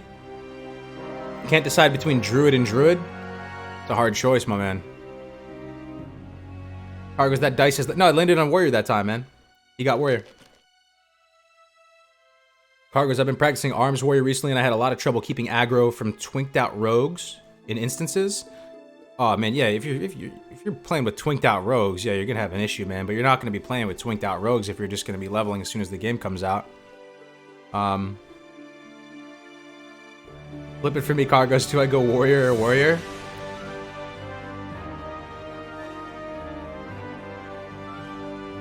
I'm playing Moonkin Resto Druid. All right, right on, right on, right on, right on, my man. Have you checked out old World of Warcraft website on the Wayback Machine? The Wayback Machine is really cool, actually. I did that the other day. I was looking at old sites like Sega and Nintendo and some of the stuff from even before WoW, like 90s websites. It's crazy, man. It's such a trip. Are there any dungeons you won't run while leveling? Yeah, there's a bunch that probably aren't worth it. What I would advise, like, if you've been playing for 12 hours, you've just been marathoning playing WoW for a long time, and you want to switch it up and take a break, and you're going to have a lot of fun running dungeons, then by all means, knock yourself out. Don't listen to anybody if they tell you it's not viable or optimal or whatever. Like, they don't know that you've been playing for 12 hours, you need a little break, you need to switch it up. Go run the dungeon, by all means. Go partner up with your friends, have a good time. But if we're just talking strictly viability, like optimal lines of play, the only dungeons I would consider doing are the ones that will give you a guaranteed weapon upgrade via a quest. Right? You're going to get XP, you're going to get a guaranteed weapon upgrade. The idea that something is a chance, a drop, really devalues the idea of going for a dungeon. So the best case scenario is you dual level with someone, you find something. We back? You guys hear me? It's coming back, boys. It's coming back.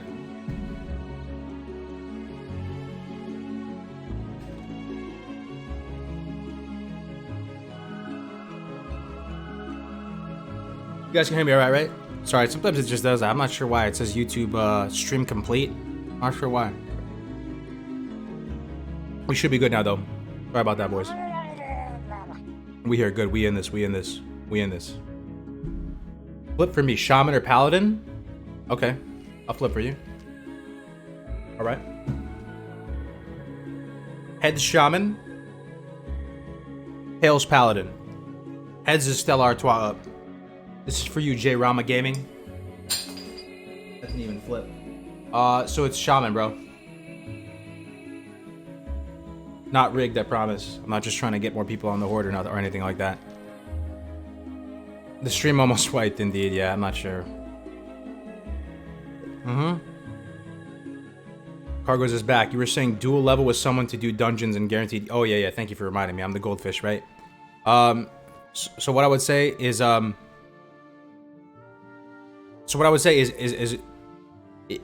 doing dungeons becomes more and more viable of a line of play if you can get guaranteed weapon upgrades, right? Weapons are what moves the needle most compared to gear, even, right? I mean, getting some good gear doesn't really move, doesn't affect your combat efficiency too much. But if ideally you dual level, you identify a dungeon that does have a guaranteed weapon upgrade for you, you pick up those prerequisite quests, you go in there and you just slay it, you just crush it, and then that's the best line of play. But even if you were solo and you need a fat weapon upgrade, it would still potentially be worth it. But it's a lot more risky. If you're just one guy trying to find a group of 4 other people, it's kind of likely that group could be kind of bad, you know what I mean? And then you would waste a lot of time. So...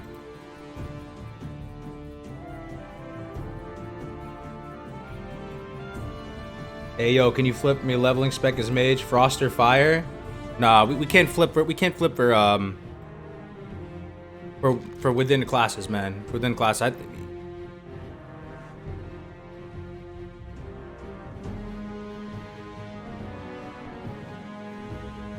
helps to over level for the dungeon you plan on running. It's true, it would make it easier, but you're delaying getting that sick weapon upgrade though. That's the thing, you know.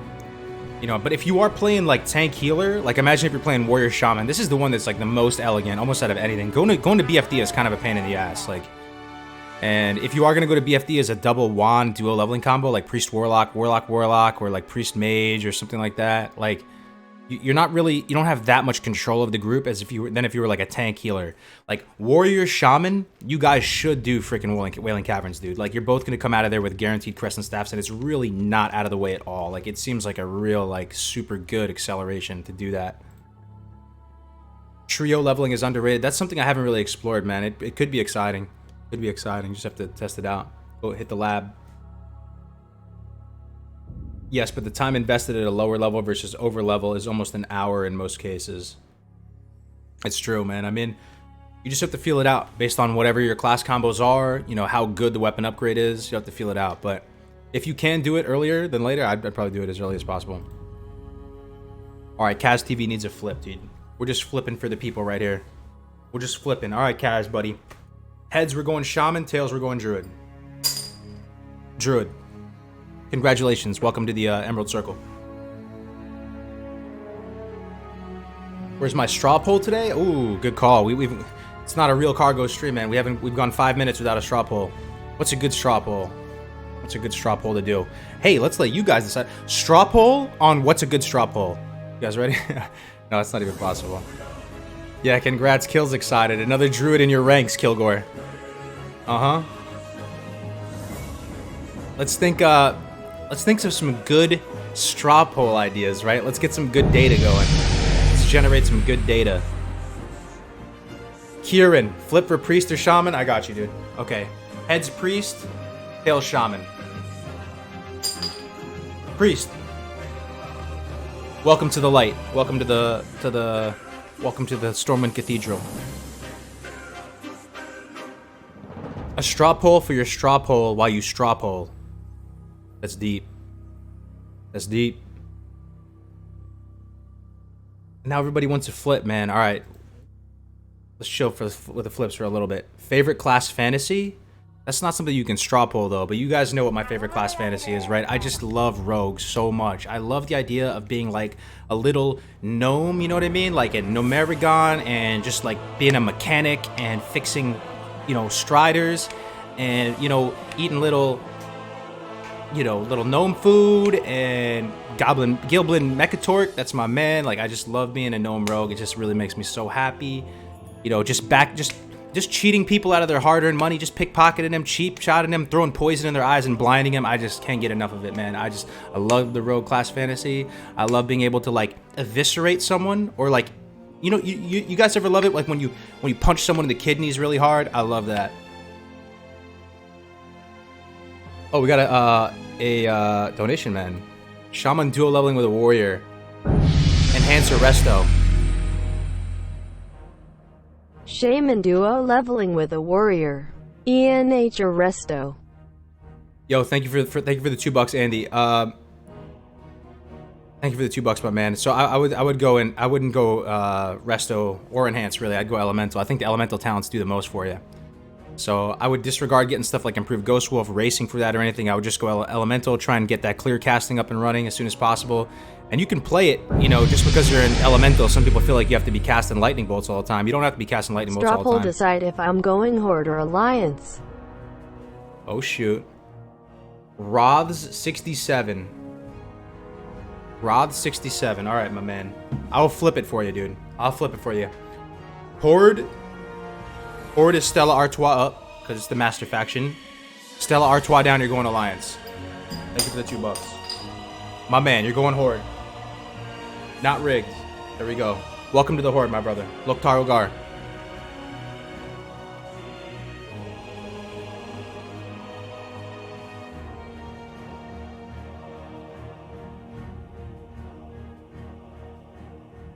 He's going deep with that sarcasm. Yeah. Some people didn't get it. I like Hunter a lot. Hunter is my favorite class fantasy. I love Hunter. Some people think that Hunters don't have a deep class fantasy.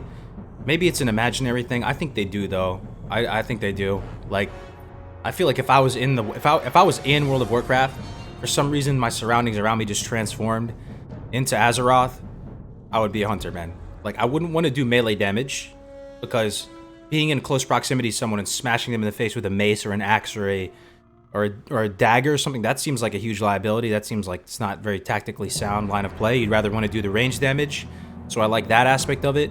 I like that you can be. I like trapping too. Like, I know how to, you know, do some basic traps. Like, being able to be an environment, you know, a survivalist out in the environment. And I love dogs too. I got 2 German Shepherds, as you guys know. So being able to have pets, you look really cool. You get to wear really cool gear, you know. Straw Poll Hoarder Alliance. That's an easy one, man. That's an easy one. I guess we could. Flip to stay married or divorced before Classic comes out. Oh man, dude. That's a good one. Actually, I like where you're going with this though. To think about like really nerdy, like try-hard stuff we could straw poll. What can we do, man? Let's think. Quit your job for Classic? No, that's too savage. No, don't quit your jobs for Classic, guys. Like, if you're the, you know, if you need that to pay the rent, man, don't quit your jobs. That's crazy, but straw poll favorite dungeon? That'd be kind of good. I don't know. Every time I get faced with that question, I feel like I have a different answer. Poop sock or no poop sock? Poop stocking or poop sock? Marcus Hotman, you already know, man. I'm going, yeah, Orc Warlock for sure. I can't wait to be an SL Warlock, making my way through Stranglethorn Vale, Fell Hunter by my side, buffed by my command racial, full Nemesis gear on, so my Fell Hunter is even stronger, and just tearing it up, man.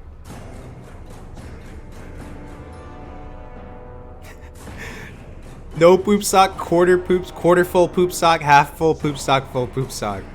It's funny, dude. How viable dungeon farm with a pre-made group first day? I could see it being kind of viable, like if it was an absolute clown fiesta out in the world and you could just like run it. I don't know. I still don't think it would be viable, to be honest, though. Maybe. I mean, you'd have to really just test it. How viable dung farm with a pre-made GRP first day? RNZQT, thank you for the €2 or £2 or 2 mini euros or 2. I'm pretty sure that's a euro, right? Thank you very much, my man. It'd be the type of thing is like what I would advise if you're ever trying to test this stuff. Go out there and practice and find out what the XP per hour benchmark you're trying to hit is at a certain level range, right? Like it might be 10k, 15k, 20k XP per hour. Find out what those XP benchmarks are. Like if you were to quest or grind, you know, optimally, maybe find a couple different benchmarks given a couple different scenarios and just test that against how much XP per hour you're getting with the dungeon. My gut tells me though that it's probably not viable, man.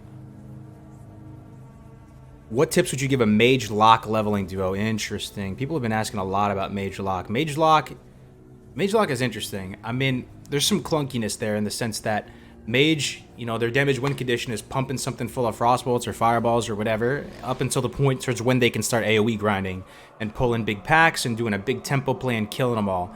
Now, you could do AoE grinding with the Mage Lock. There's some concerns, though. So you could get the whole, you know, Blizzard package, and I like the idea that, you know, the Warlock also has AoE. He has Rain of Fire or Hellfire, so it can benefit from your slow of the Blizzard.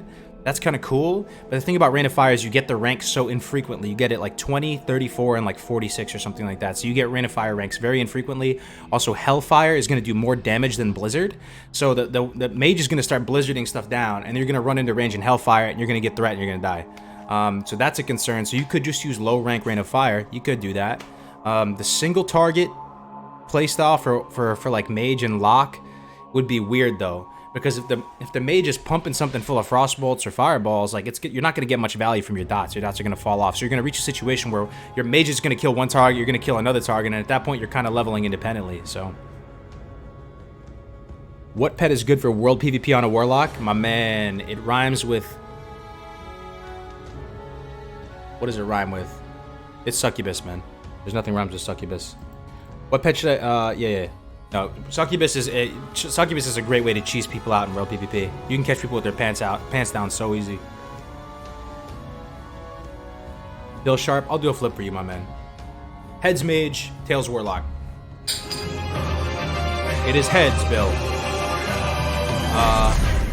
Welcome to the mage class, man. Welcome, Magus. Give me a flip druid or lock. Ooh, Slade Derby with the $5. Welcome back. All right, I'll do an extra good flip for you, Slade Derby. What was it? Was it druid or lock? All right, Slade, put it in the chat, man. Tell me what it was again. I'll flip for you, my man. Kargoz, what do you think your alts will be after lock? Oh, good question. The order of operations, huh? After lock, it might be a mage, man. Like, the utility on a mage is so high, dude. Mage utility is just insane. Like, there are so many reasons to have a mage in Classic WoW. There are just so many reasons. Yo, could you put what class that was for the flip? Oh, druid or lock. Okay, druid or lock. Slade, my man. Heads druid. Tails lock. Oh, my man. You are a druid. Slade Derby. Welcome to the Emerald Circle. Emerald Dream. Welcome, my man. Druid.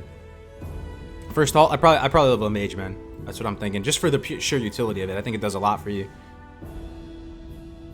Would you suggest an Ellie for Shaman War Duo? Yeah, you go Elemental, man. The Elemental talents do a lot for you. Like, I'll pull it up right here. Like, the Elemental talents on Shaman, just because you're Elemental or even Resto, you can all play it the same way. You can drop the Earthbind Totem and start kiting around. You may not have to do that with a Warrior there, though. You can just take the damage, but Elemental is really good. Elemental is definitely really good. You want to get this clear casting, though. Clear casting is a very big deal on Shamans because the main pain point you experience as a Shaman, it's not damage, it's not, you know, it's not a lack of abilities or anything. It's sustain. It's you're a very mana sensitive class as a Shaman. You're very, very mana sensitive. So getting Elemental Focus is going to help you a lot. I really wouldn't, once you get Elemental Focus, I wouldn't just straight up cast a max rank Earth Shock unless you're in a position where you can afford it, and then you're going to be able to regenerate that in time, no problem, before you engage the next mob. But if you're doing some kind of like sustained single target grinding type thing, I would rarely ever just max rank Earth Shock because it's so expensive. And you want to use these clear casting procs on Earth Shock rather than Chain Lightning because Chain Lightning resets your swing timer, whereas Earth Shock, you can Earth Shock and immediately swing right after the Earth Shock. So go Elemental, my man. Especially in duo leveling. Like, there's a line of reasoning where you say, like, okay, I'm going to get improved Ghost Wolf. It's going to have some sort of movement speed bonus to this. I value that a lot early. But in the fact that you're duo leveling, like, you're only going to be as fast as your slowest Link. And that just makes the case for Elemental even more. IMO. Okay. What did I miss? Kargoz, are there any infra-like guides for Hunter? Really like his style. Yeah, so I have the Hunter leveling guide, and I also have a Hunter field manual. That guide, if you type in Kargoz Hunter field manual, I worked the hardest on that guide out of anything I've ever done on YouTube. I literally no life for 2 weeks straight to get that guide done, and I was talking to some of the best Hunters. If you're interested in playing on Hunter, I feel like that's really all you need right there. I'm going to do a V3 round of the leveling guides, though, because I've learned a lot since I put the last round out. Most of you guys know this, right? And why is this called launch? It shouldn't be called launch.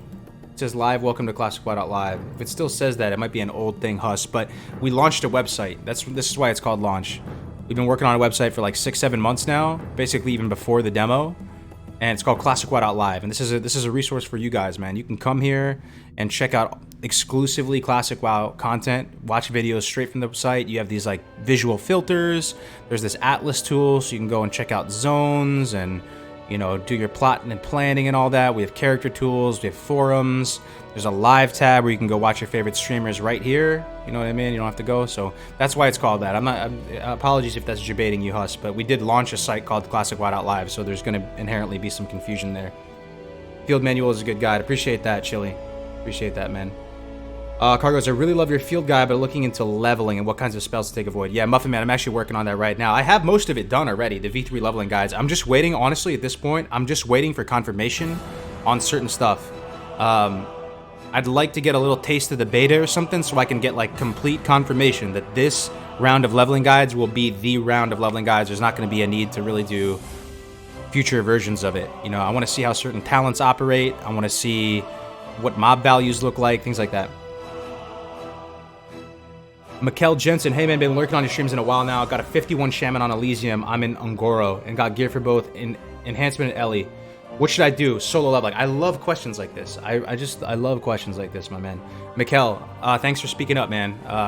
and for lurking in the streams. But so, pretty much, if you're leveling a shaman, my favorite build now at this point, the current thinking is to get both elemental devastation and to get flurry. So yeah, so here, elemental devastation and flurry. I mean, my favorite way to play the shaman class, like level it, and this feels the best from a resource management perspective, is you drop your totems down, you drop your searing, you drop your the mana 1 or whatever, and then you can pull with a couple rank 1 lightning bolts followed by a rank 1 shock, and you're fishing on multiple fronts. You're casting a wide net. You're trying to get elemental focus procs, which is your clear casting, and once you get this, you do max rank earth shock. You're trying to get flurry procs, you're trying to get elemental devastation procs, and you just sit there, Earthbind kiting, using rank 1 spells, fishing for these things, and you're refreshing lightning shield. So this makes more of a case to getting improved lightning shield because you're forsaking the 5-second rule. You're just casting rank 1 spells and you're forsaking it, and you're just actively refreshing lightning shield in combat, which is your most effective DPME spell. And this way you're going to end the fight, maybe potentially a little bit slower than if you were just to Zerg it down, but you're going to be in a much better position in terms of resources after the fight. You're going to be like maybe 85-90% mana, good to go, ready to engage the next target. Brad Decker, Kargoz, love your vids. Quick question, what's the best professions for warrior leveling once Classic comes out, and why, dude? I'm not talking, Jeremy, I'm not talking about like fishing, like casting a rod and catching some blackmouth snapper, dude. I'm talking about fishing, getting these fishing procs. Uh-oh, I heard the thing. Someone donated. What's happening? Someone donated. With a Warlock Sham duo. Should I go SM, Demo, or would Destro Demo be better with his added damage, tankiness? I do game. Thank you for the $5, man. So Warlock Sham. I love these questions. I love answering specific questions that can help people. Demo would be okay, but yeah, I mean, you could go Demo. I mean, I don't know. I just feel like you're going to be ramped up significantly by having a healer. You're going to be able to dot a lot more and life tap a lot more. So I think the synergy, you just have to go deep AF, bro, because you're going to be able to life tap a lot more, so you get improved life tap and, like, you know, getting stuff like Shadow Mastery, which is going to further increase your life tap value. I would just go deep AF, man. I don't see a whole lot of reason to go, you know, heavy into the demo. You know, some of the lines of reasoning to go heavy demo would be to have the extra tools for survivability out in world PvP and stuff. Get Fell Domination, Master Summoner package, which you do a lot more damage in Affliction. And, you know, you can afford stuff like Nightfall procs if you're duo leveling, because you can just, you know, tap and make up for the mana and get heals on it. And, yeah, I don't know. I would recommend Affliction, splashing into demo. You could consider going, you know, into Affliction down to a certain extent and getting Improved Voidwalker early. Improved Voidwalker is really good. This talent's been growing on me a lot because once you start manually taunting on your Voidwalker, you're going to realize that this talent actually saves you resources, man, because you only have to use like 1 taunt per mob if you use it right. You know, that's crazy. Honestly, if you're playing it really good, you can use 1 taunt on your Voidwalker, and then you can tactically strip the threat from your Voidwalker when the mobs are like 20%, and then save your Voidwalker even more health because it's running to you and it's going to die en route to you. So yeah, I don't know if that answers your question, my man. Thank you very much for the donation on that. Okay. Avia dot Earthbind kiting. Is that what I'm missing? Kargoz, man, I really can't decide between Hunter and Rogue. I'm a shift worker, so I will kind of depend on random raid groups and 5-mans. What would be better class for that? Okay, yeah, thanks for the question, Kaelinish. So I don't know, man. I mean, all I'll say is Hunter is very self-reliant class. If you find yourself in a position where you're not on long enough necessarily to network with a lot of people, Hunter can do a lot by themselves, man. They can operate pretty independently, whether that's farming gold or whatever. So Hunter, I mean, I would lean towards Hunter personally. But, you know, I would lean towards Hunter, man, to be honest. Doing Hunter and Mage duo. What should I do for my Hunter's build? Hunter Mage is another one that's a little bit clunky. You could do it. You're going to experience definitely some accelerations on Hunter Mage just because you are duo leveling. But that's the thing. Hunters are single target. They kill with surgical precision. They delete one target. They move to the next target. They delete the next target. And they move like that. You know, the Mage is kind of doing that to a certain extent. They get level 20, 21, 22. Then they start AoE grinding and they pull a lot of stuff. And they kill it all at the same time. That's very different from the Hunter damage win condition, and Hunters struggle at dealing that AoE damage, so it's a little bit of a clunky playstyle. You can definitely do it. The Hunter would just still go typical BM. I don't see any reason to alternate and go Marksman or Survival or anything like that. So torn on what to play. I'm trying to decide between Warrior, Rogue, and Warlock. All good options, my man. How would you spec a Paladin if you were to duo level with a Warlock? Oh, you know I love this topic, right? How would I spec a Paladin? So, specking a Paladin, I would pretty much, because you're going to start AoE grinding at 20, just go straight Holy. Don't even go Ret. I would get 5 out of 5 Divine Intellect. I would get Consecration at 1. You could tactically respec. If you really wanted to, you could go 5 into Benediction, 2 into Improved Judgment, and maybe some points into Deflection up until 19, then respec at 20. But Warlock's going to get Rain of Fire at 20, and you're going to get Consecration at 20. That is a massive power spike. Like, between 1 Consecration and 1 Rain of Fire, stuff is going to die. It's really, really good. And then pretty much, after you get Consecration, you're going to make your way down in the Protection tree to get these talents and get Improved Righteous Fury as fast as possible. This is going to really help so much as far as threat. You don't need Blessing of Kings. Get this, get a few points in this, because why not? And then you're going to get Blessing of Sanctuary. This is what you need. Like, these are like the key tools, like getting Consecration, a Blessing of Sanctuary. And depending on your playstyle, you're going to buff different stuff. Like, you can potentially buff the Warlock with Wisdom. You can buff him with Might. You can bless him with Salvation. Very, very good. Probably my favorite dual leveling comp as far as, my personal taste. Marcus Hopman with the $3. Thank you very much, my man. Thank you for the support. Appreciate it, bro. How does Fade work in Classic? Does it drop threat or temporarily lower it? Oh, interesting. I mean, it definitely reduces threat. The question is, does it keep it that way, or does it bounce back? That's a good question. I'm sure there's some priests in the house. Can anybody answer this guy's question? Does the Fade threat, does it come back after it's over? Oh, you regain it at the end of the duration. Okay, there we go. How about respecking at 45 for Soul Link Affliction? Yeah, it's good. You can do that. If you are like the closer you are to the center of the chaos in the pack, and if world PvP is a real consideration, and you just want to take that line where you're a little bit tankier, a little bit harder to kill, have more tools to defend yourself, then absolutely at 45. 45 would be the minimum. Like, kind of be the minimum time of when you could respec Soul Link, because you don't want to sacrifice improved corruption. You want to have that instant corruption. So some Warlocks that prefer the Demonology style of leveling, like Goth is one of them, very good Warlock, very talented player, amazing in PvP. He prefers to respec at 45 and get Soul Link and go that little tankier build. So yeah, you can totally do that, man. What am I missing? No, it drops entirely until the next action. It drops entirely until the next action. It drops a bit. It seems like there's kind of conflicting opinions here. Fade only drops a little bit of threat until the buff runs out. Yeah, man, I would just keep plugging at it and see if you can get a definitive answer. It seems like people are a little bit split on it. What happened to getting 3 points in Improved Imp first? Oh, yeah. You can totally do that too. Absolutely, yeah. If you're going Warlock Paladin, yes. Okay, if you're going Warlock Paladin, okay, you're on point. What I would do, good catch, whoever caught that. So the first point in Improved Corruption is the most impactful, because it brings it down the closest to the global cooldown. Global cooldown is 1.5 seconds, right? So 1 point in Improved Corruption is going to bring it down to 1.6. So it's almost going to feel like it's perfectly in line with the global cooldown.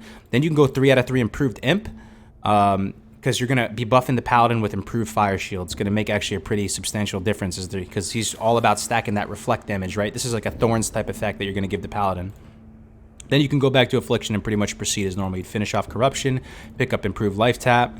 At this point, you can kind of make the decision on whether you want to get Improved Drain Soul first. I'd probably go Suppression first and delay this a little bit. Get 2 in Improved Drain Soul, Amplify Curse, 3 out of 3 Improved Curse of Agony. I would go Grim Reach, Nightfall, 1 more into Suppression, Siphon Life, Curse of Exhaustion. You guys get it, right?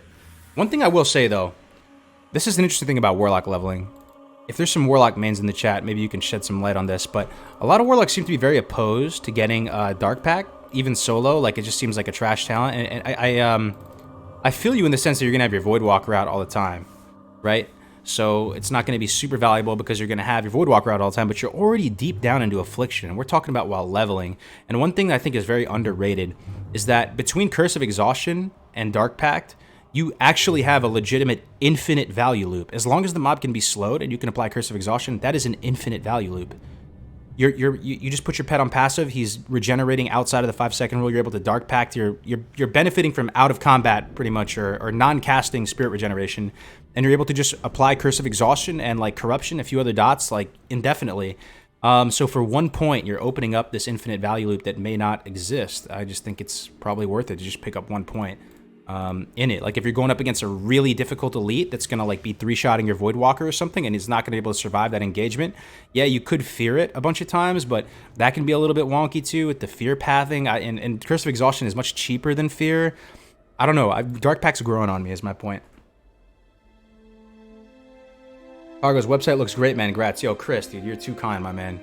You're too kind. While we're on this dual leveling talk, guys, for those of you who are new to the stream, we did launch this website. It has been a hell of a journey. We've been working on this for like 6-7 months now, maybe more than that. Classicwow.live.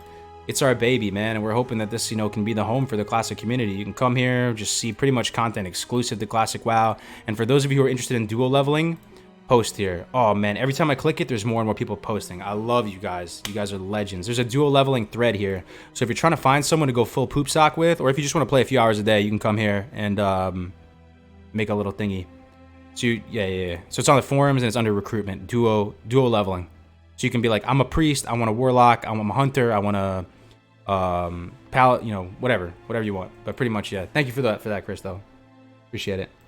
Thoughts on Pally Rogue dual leveling? Seems less than ideal. It'd still be good though. I mean, pretty much if you're going Rogue, if you're gonna level a Rogue in Classic, if you can dual level, I would totally dual level. It's a class that really does benefit from dual leveling in the sense that you can do your little ambush spec. And even if you're not going up with like someone who has a hard taunt or something like a Paladin, the Paladin can still generate decent threat and hold it long enough for the Rogue to get an ambush off or something like that, and you'll be able to pretty much delete those mobs. I think Paladin Rogue would be fine. It's not something I'd prefer over Feral Rogue, like Druid Rogue, or but it'd be fine. It'd be fine. The lack of a hard taunt is a little bit annoying, but it'd be good, man. I'd probably just go Deep Ret. I just go Deep Ret. You may want to consider maybe splashing into Prot to get improved Righteous Fury. It'd be the type of thing that you'd want to like feel out, like. If threat really is an issue or something, and maybe improve Righteous Fury, which is going to increase the amount of threat generated by 50%, then it could be worth, going into Prot and picking this up too. Also, the 3-minute bop is so good. 3-minute bop is incredible. It feels like it's always up, and it's just gonna. You can do like cool plays with this too. You can bounce threat back and forth. I love bop, man. 3-minute bop is awesome. Warrior Shaman good duo. Oh hell yeah, dude. Hell yeah. Warrior Shaman is god tier. Warrior Shaman is a good time. It feels super elegant. Yes, it's a little bit annoying having the misaligned movement speeds, in the early levels, but that's counteracted by being able to get freaking Crescent Staff out of Wailing Caverns and just feeling like you're kings in Azeroth, coming out with those two, big D blue staves with a bunch of spirit on it. Like, dude, that just feels so good. And the fact once you get Wind Fury Totem, when you're Shaman Warrior, it's like you have a third person there with you. Like, the Warrior has more fun, though. I'll say that. The Warrior has more fun. But all the Shaman's got to do, place that Wind Fury Totem, and you can start drinking or doing whatever you want to do. Warrior will take care of the rest. How do I get to duo level, Aaron? It's as simple as playing with your buddy. If there's someone who, you haven't played WoW with for a long time that's going to come back and play the game, I couldn't think of a better way to experience Classic WoW than with one of your close friends duo leveling together. It just makes the adventure, 10 times more fun. Okay,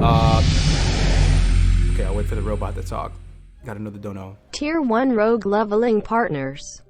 Also, would Lock be viable? General strat for Rogue Warlock if so? Tybro streams are insane getting me through to Classic.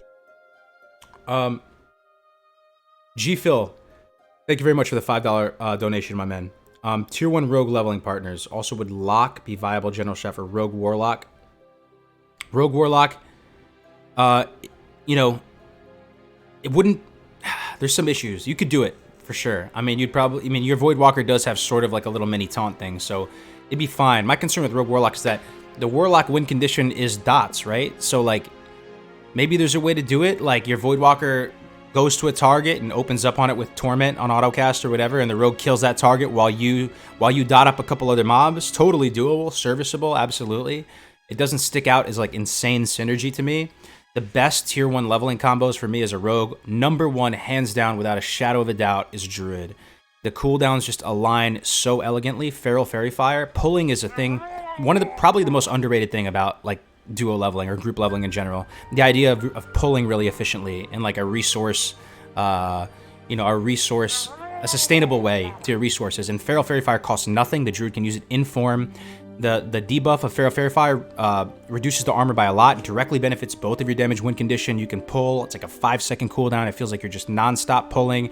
The druid can just chill in bear form, taunt the mob as soon as the rogue opens up on it, so it can guarantee that the rogue is going to get full backstab and ambush value. You will just be deleting mobs. The druid is very gear independent as well. I just absolutely love druid rogue. So much fun. So much fun. Kargoz, really nice website. Oh, thank you, Audrey. You guys are too kind. Speed leveling god tier. 3 shadow priests, weaving dots and specking into spirit talent. It'd be interesting, man. I haven't explored trio leveling. It could be good. Like, there's certain breakpoints you reach in terms of value, like where when a full row of dots will kill a mob. It'd be the type of thing you'd really have to just try out at the different level brackets. By no means do I think it'd be bad, though. I mean, spirit tap is the nuts. If you play a priest, you're just going to have good sustain in your group. It's just how it works, man. Yo, I'm also super torn between rolling a warlock versus hunter. What was the primarily thing that made you go with warlock? I was very, very torn, man. The chat actually helped me decide. It ultimately came down to, do I recreate the same great experience I've had over and over again? I've main hunter 3 times on vanilla servers, or do I try something new? And do I play a class that I think is going to achieve my goals better than ever before? Ultimately ended up going with warlock, though, man. I feel you, though. Marcus Hoppin with the $1 donation. Thank you for the $1, my man. Appreciate it, Marcus. Marcus never even putting in a message, man. Always just low-key donating. I appreciate that, Marcus, bro. Fox is going rogue now? Really? Wow. I didn't know Fox would want to go rogue. That's cool. You're gonna do a level with Fox? Oh, dude, you guys are gonna have so much fun, Kilgore. I'm actually jelly, dude. Especially because you guys get along really well. That is gonna be so fun. That's another good thing about dual leveling, though. You can keep each other accountable. You know, if someone's burning out, you're like, hey, man, I know you're feeling a little demotivated. You know, it's all good. Like, you know, you can cheer them up and stuff, keep them motivated. Oh, I meant to ask when I tipped earlier for general PvP, affliction or destruction. For general PvP, Destro looks fun, but I won't be able to gear in raids for PvP as Destro, right? PvP is endgame for raids. So I think that the actual role that Warlocks in like a pre-made setting actually play is they do go the hook and flag Destro build. Apparently, from what I understand, and I haven't participated in too much high-level PvP, but from what I understand of like speaking with some like really good players, is that the Warlock's role is to kind of be sitting at least in like a Warsong Gulch environment or whatever. You kind of sit mid, and you're kind of like a backliner, almost playing the role of an elemental shaman. You get this massive burst, and you're just trying to sit there and kind of turret and like dish out serious damage.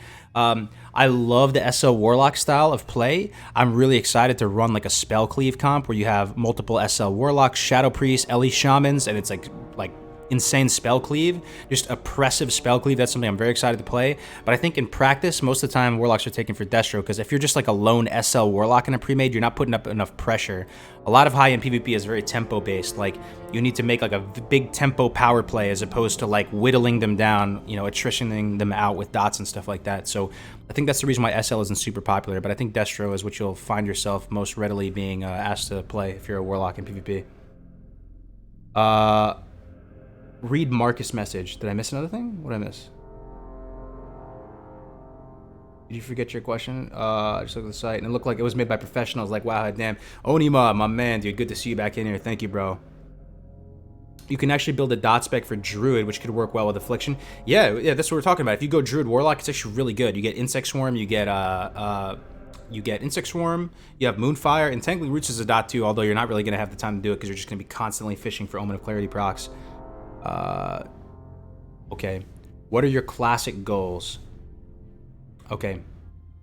Shamlock duo for leveling. Yeah, we talked about it a little bit. I talked about it a little bit. But so the goals for classic, guys, is I'm really not trying to be the best or anything like that. My goals for classic is to play.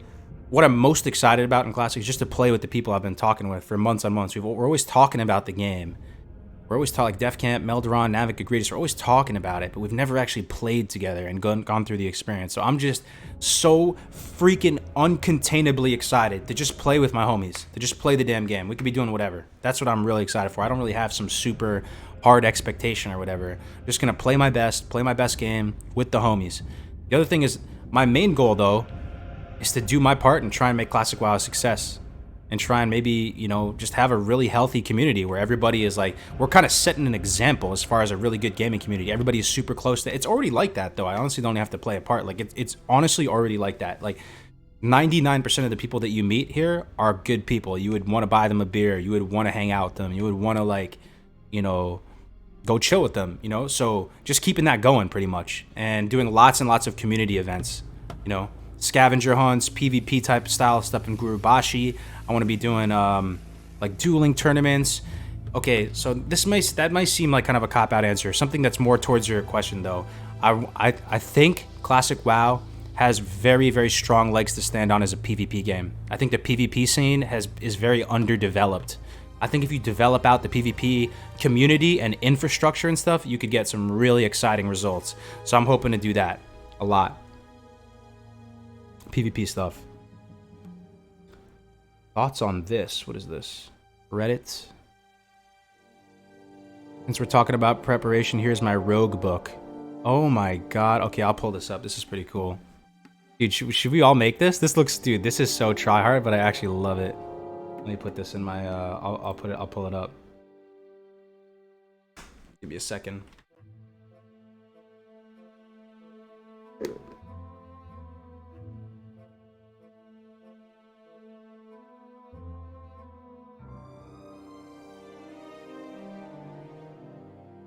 All right, what is this? Since we're talking about preparation, here's my rogue book. This doesn't include other docs I've made. Look at this guy. That's ability progression. 1 to 300 cooking guide. This is like delicious nerdiness, dude. I get the sickest nerd chills watching this. Rogue pre-raid bis. My question to you though, my man, is like, I mean, well, I guess this is probably already up on Google Docs, but this guy made like his own little personal compendium to look at while leveling. That's pretty cool. 1 to 6 Valley of Trials, a whole guide. I love it. I love the enthusiasm. Look at him flipping through it with his Cherry MX Switch keyboard there. This is full poop sock incoming. Love it, man. Love it. More power to you. Who did this? Kolonos? Good shit, Kolonos.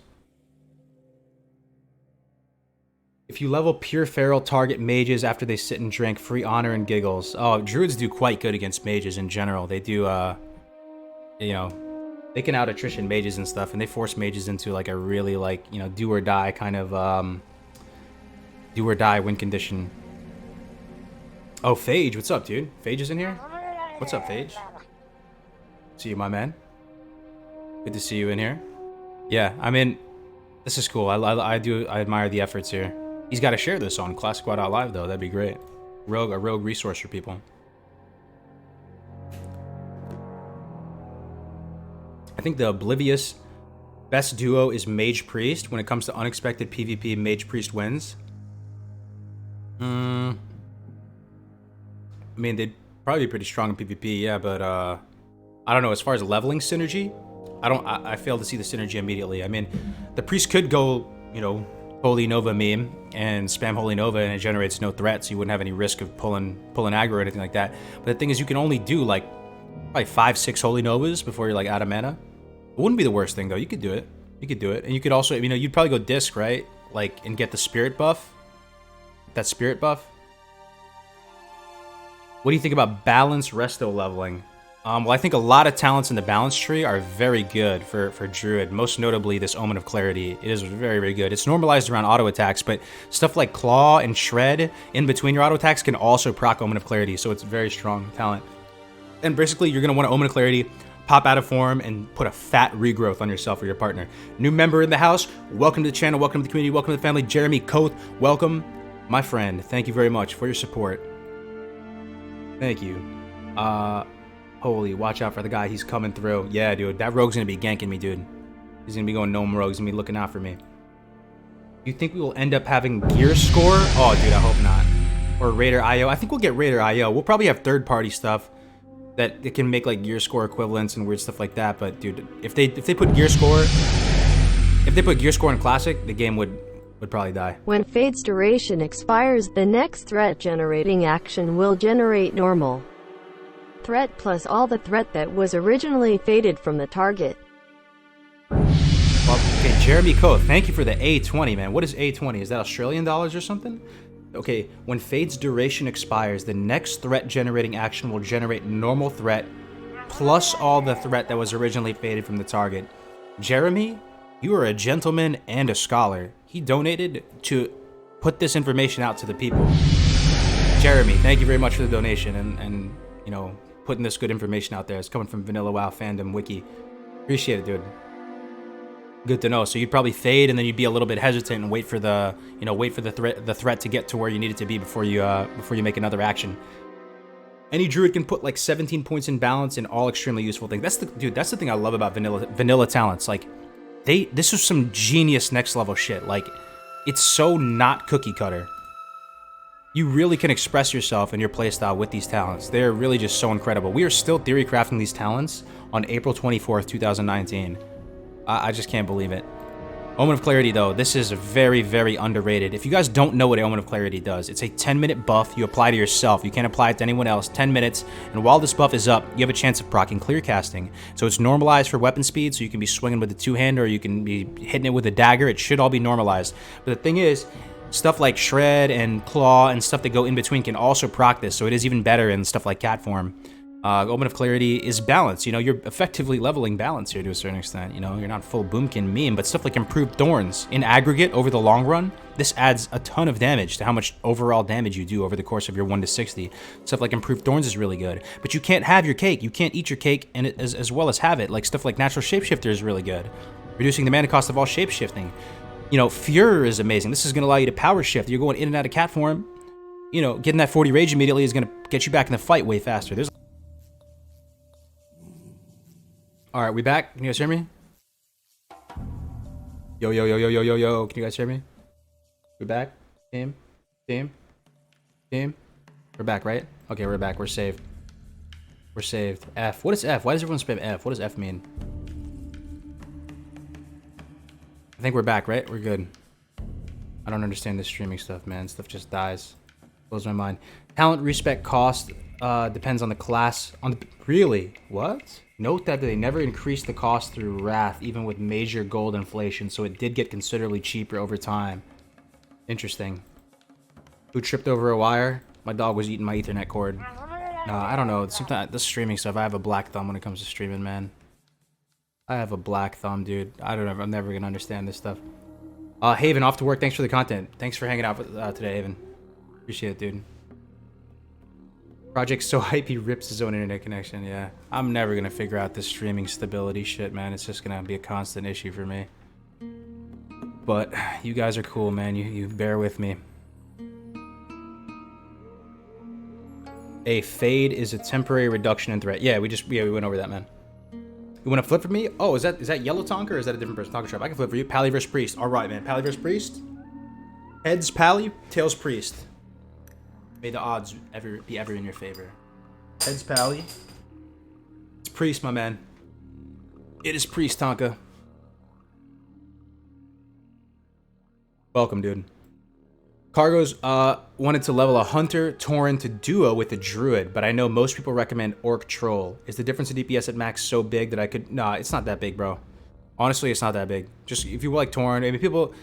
And Tauren actually could be good. That's what I've been saying on a couple streams now. Like, they have a bigger hitbox by 3 yards, so like it makes it that much more compelling to potentially weave in a Raptor Strike with your rotation. It might not be a liability. You may not miss that auto shot. You may not clip. It could be good. I mean, War Stomp is just a pretty decent talent as well, dude. Just having that stun as well. I mean, Troll. I mean, I don't know. It's hard to say what the exact difference in DPS is. Troll, you can do some fun stuff in the sense you can take off all your gear, put it back on, pop a Demonic Rune, pop Berserking, and get 30% haste for a few seconds, which is quite good. But Troll probably has the most limitations in PvP. I don't know. It's personal preference. I wouldn't let the people decide what race you're gonna play, man. It's a big deal. I think the look and feel of your character is a very big deal. If you like Tauren Hunters, go for it, dude. You have a line of reasoning to justify it. Play what makes you feel good. Yep. If you fade without hots after it expires, you will not regain threat until you generate more threat. Critical to understand. If you fade without hots after it expires. Okay. Yeah, thanks for that, Jeremy. Cool, man. Okay, Kargoz, what do you think about Ret Pally Rogue leveling with their stuns? I mean, thing is, if you're going Ret Pally Rogue, I would, again, go ambush, like Dagger Spec. That shit's not even going to be stunned, bro. It's going to just get deleted. Like, at the higher levels, sure, like 50 plus, like 51, 52, they're going to start to survive a little bit longer. So, yeah, you could stun lock them a little bit, but they're still going to die really quick. Like, a Rogue and a Paladin, I mean, the rogue is gonna just, you know, up until 51, 52, the mobs are gonna be dead in like 3 seconds. Yeah. Does the website have ideal talent choices for leveling and max level content? We're still working on a lot of stuff on this, man. There's gonna be a lot of features and stuff coming in the coming weeks. This is just like kind of the V1 sort of beta-ish type build of the site. So really based on the feedback you guys have, we're going to keep adding to it. We're definitely going to have a talent calculator. We'll definitely have a database eventually, like our own database that has correct values and stuff like that.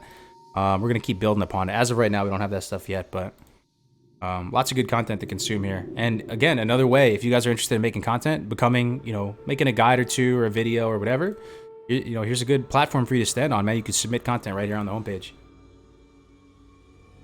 Enjoying this hybrid spec. The priest guide is really comprehensive. You use a lot of different talents because of their level, mana values, and efficiency.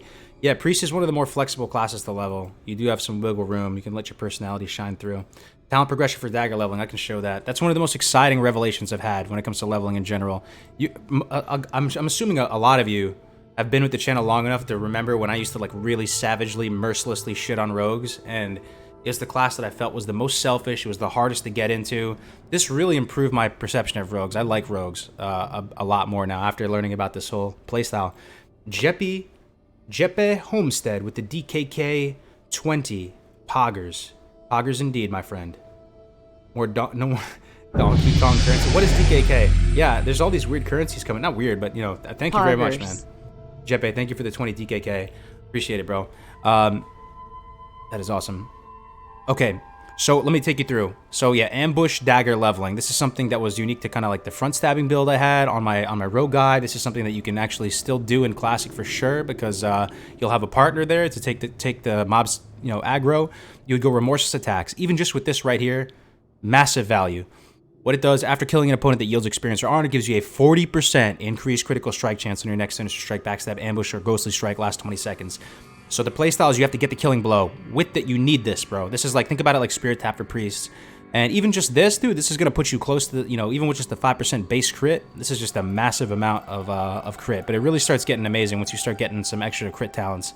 So you get 2 out of 2 remorseless attacks, 5 out of 5 opportunity, 5 out of 5 camouflage, you get 3 out of 3 improved ambush, 45% additional critical strike chance on ambush. You get ambush 18. You pair this with remorseless attacks, that's 45.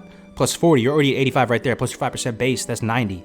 That's binding. I mean, there's got to be a crit cap, right? There's some kind of diminishing returns. It doesn't feel like it's 90%, but anyway. And then you're going to proceed down basically combat, and you'll proceed down combat down to dual wield specialization. So Blade Flurry doesn't work with ambush. It doesn't work with backstab and stuff like that. So you're actually not going to get Blade Flurry. And then you're going to finish off pretty much an assassination going down to lethality. That's pretty much the build. Donkey Kong Country, I remember that game, dude. That game was fire. Is herbalism better than mining? What do you guys think? Herbalism better than mining? I couldn't tell you, man. They're both about equal. 10 DKK is around 150. Jeppe Homestead with another 50 DKK. My man, thank you. I'll tip my hat to you, my friend. Thank you very much for the support, dude. What country is it though? What is DKK? Anybody figure that out? Dolaritos? Oh, Denmark. Gotcha. Okay. Denmark. Ooh, Phage with an interesting point. Mining better on bag space. 10 Danish kroner is around $1. Danish kroner. Okay, makes sense. Danish crowns. Thank you. Chris Quintana, Kargoz. Thank you. Thanks, homie. Keep up the good work. Thank you, my friend. Thank you for the kind words. Anybody live in California here? I was thinking about, this is a side note. But I'm thinking about putting together like a meetup group. You know, like where we just meet up every couple weeks, especially when Classic comes out. It'll be like our Classic WoW, like crack addict support group. Like we're going to get together. We can talk about Classic WoW, have a few beers. Like, I think it'd be fun. If anybody lives in California, I was thinking about doing that. Every couple weeks, get together. We can like, you know, record it and stuff like that. It'd be fun. Ventura County. I'm up in the Bay. But it might be fun. You know what I mean? Like we'd all get together. There's a lot of us, man. Every time I make this announcement, there's more people on Discord hitting me up. Like I'm in Cali. Yo, I'm in East Bay personally. So we get together, go to a bar, have a couple brewskis, talk Classic WoW. It'd be fun. Be fun. And international folks, if you're ever in Cali too, could show up to it as well, man. Just not Coors Light, please, for the love of God. Yo, you guys hate on the Coors Light. You guys hate on America's premium, refreshing, crisp, cold lager filled with flavor. Hopsy, delicious flavor, complex, buttery, smooth, crisp, refreshing, ice cold like the Rocky Mountains flavor. Where's Light? American lager, dude. It's the best. America, we're known for our just incredible beers, right? We're just known internationally. The international community recognizes us for the amazing beers we produce. I just love trolling you guys, man. You guys get so mad about Coors Light. Complex pea taste. Oh, God, dude. Cali, they're all moving to my home state, Texas. Yeah, that's true. A lot of people like the laws better in Texas. I like the laws better in Texas, man. You know what it takes to get a CCW here in Cali? Takes a lot, man. Did you decide if your changing name is Locke?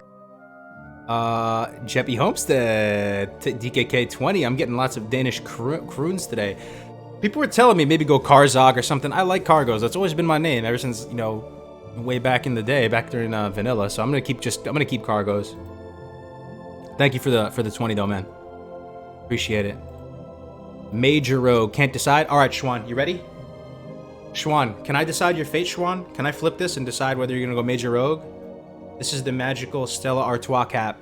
You can we can decide your fate.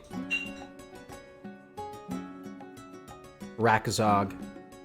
You mean Sewers Light? Yo, why you guys trolling, man? Coors Light, dude. Best beer. Best beer. Also, what are you gonna main? I'm gonna main Orc Warlock. Horde. Never do Karzog. Alright, Schwan. Schwan's up for it. So what was it? Was it Rogue or Mage? Let me see. Schwan. What was it, Schwan? I can't find it. Was it Rogue Mage, Schwan? Can you post it again? Who wins in a fight, Shaman or Warrior? I'd say Shaman, man. I mean, it depends on so many things, though. It's hard to say. It's so hard to say, like, anything definitively. It depends on the player.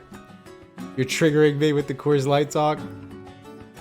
Should Warriors straight up do arms build for leveling since the sit will not work? Yes, I believe so. If you are duo leveling before sweeping strikes, there's a case to be made between, you know, 1 and 30 before you get sweeping strikes. You could go Fury if you're pulling a lot of mobs and stuff and you want to start, you know, getting improved cleave and rolling in a duo leveling situation. But as far as like solo leveling, I would totally go arms the whole way. What happens if someone jacks the Kargoz name? That would be a sad day, man. I'd have to do like Kargoz BTW or something like that. Hopefully, hopefully I can get something. Alright, yes, Rogue Mage. Alright, man, Schwan, I'm gonna decide your fate right now, guys. We're deciding this man's fate. Hundreds, thousands of hours into a character. All thousands of hours of someone's life. All in the power of this shiny Stella Artois cap. Alright, my man. Heads is Rogue. Stella Artois up is Rogue. Stella Artois down is Mage. Welcome to the SI7.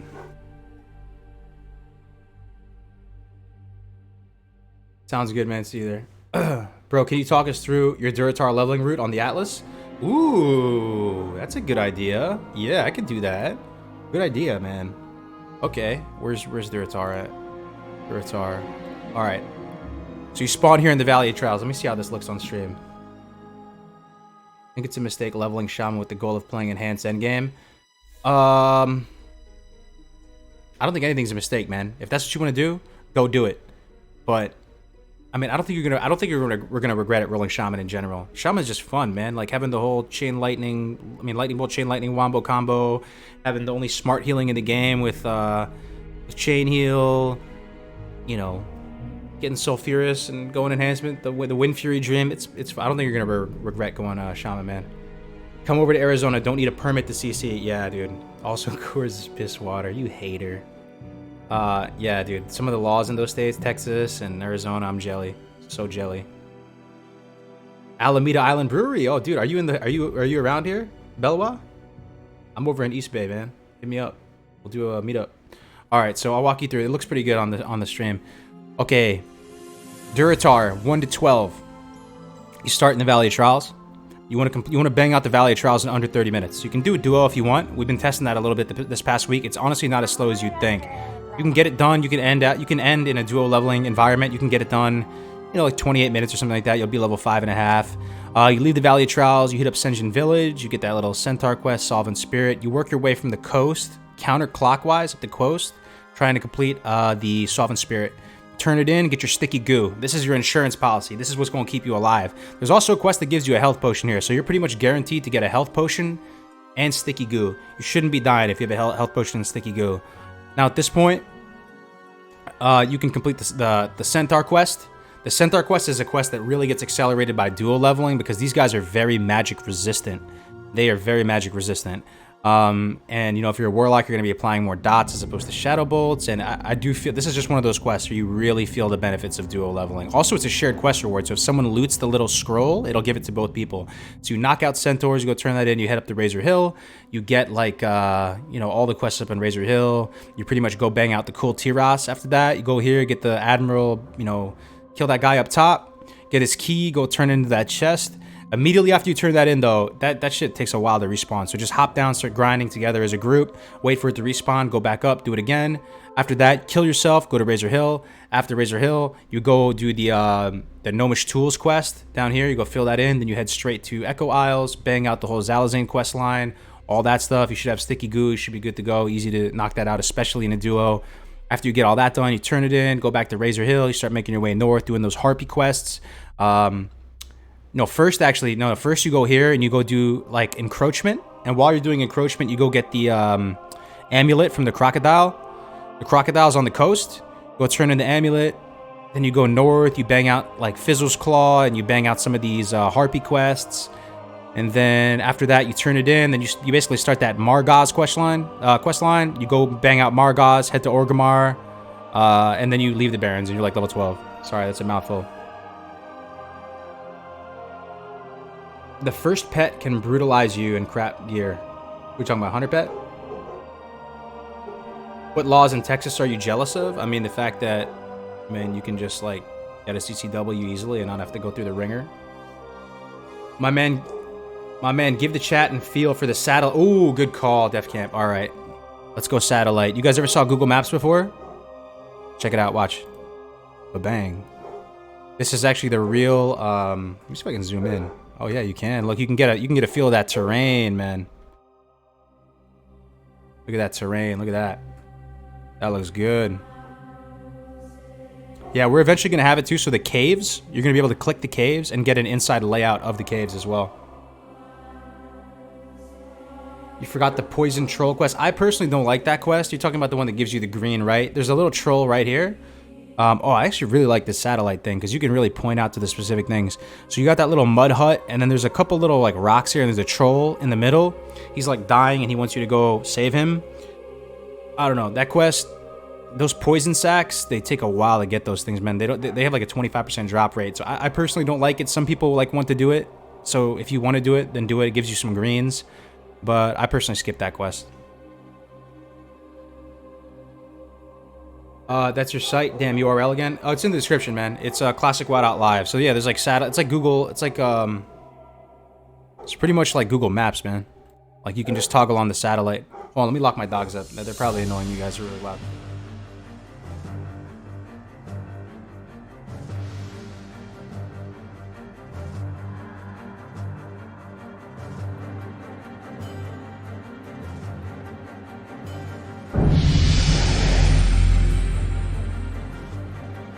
Explain how much damage spell power actually adds. Explain how much damage spell power actually adds. So below 20%, below level 20 spells and lower. Correct me if I'm wrong here, chat, but I'm pretty sure it's like this. Level 20 spells and lower get they get lower spell power benefit. Like they only get a portion. The spell power coefficient is lower, right? So any spell that's above level 20 and higher should get full value from spell power. So it's pretty much as simple as that. Forgot to feed his pet. Nah, man, they just bark at everything. There's always cats around and doing crazy stuff. I got 2 German Shepherds, so they're a little bit you know, protective of the house. Does the map have a giant red dot on the position of Mancrick's wife? Yes, it does. We'll put a big icon for Mancrick's wife on the Barrens. Where's Mancrick's wife? Right about here? A little south of Wailing Caverns? Something like that, right?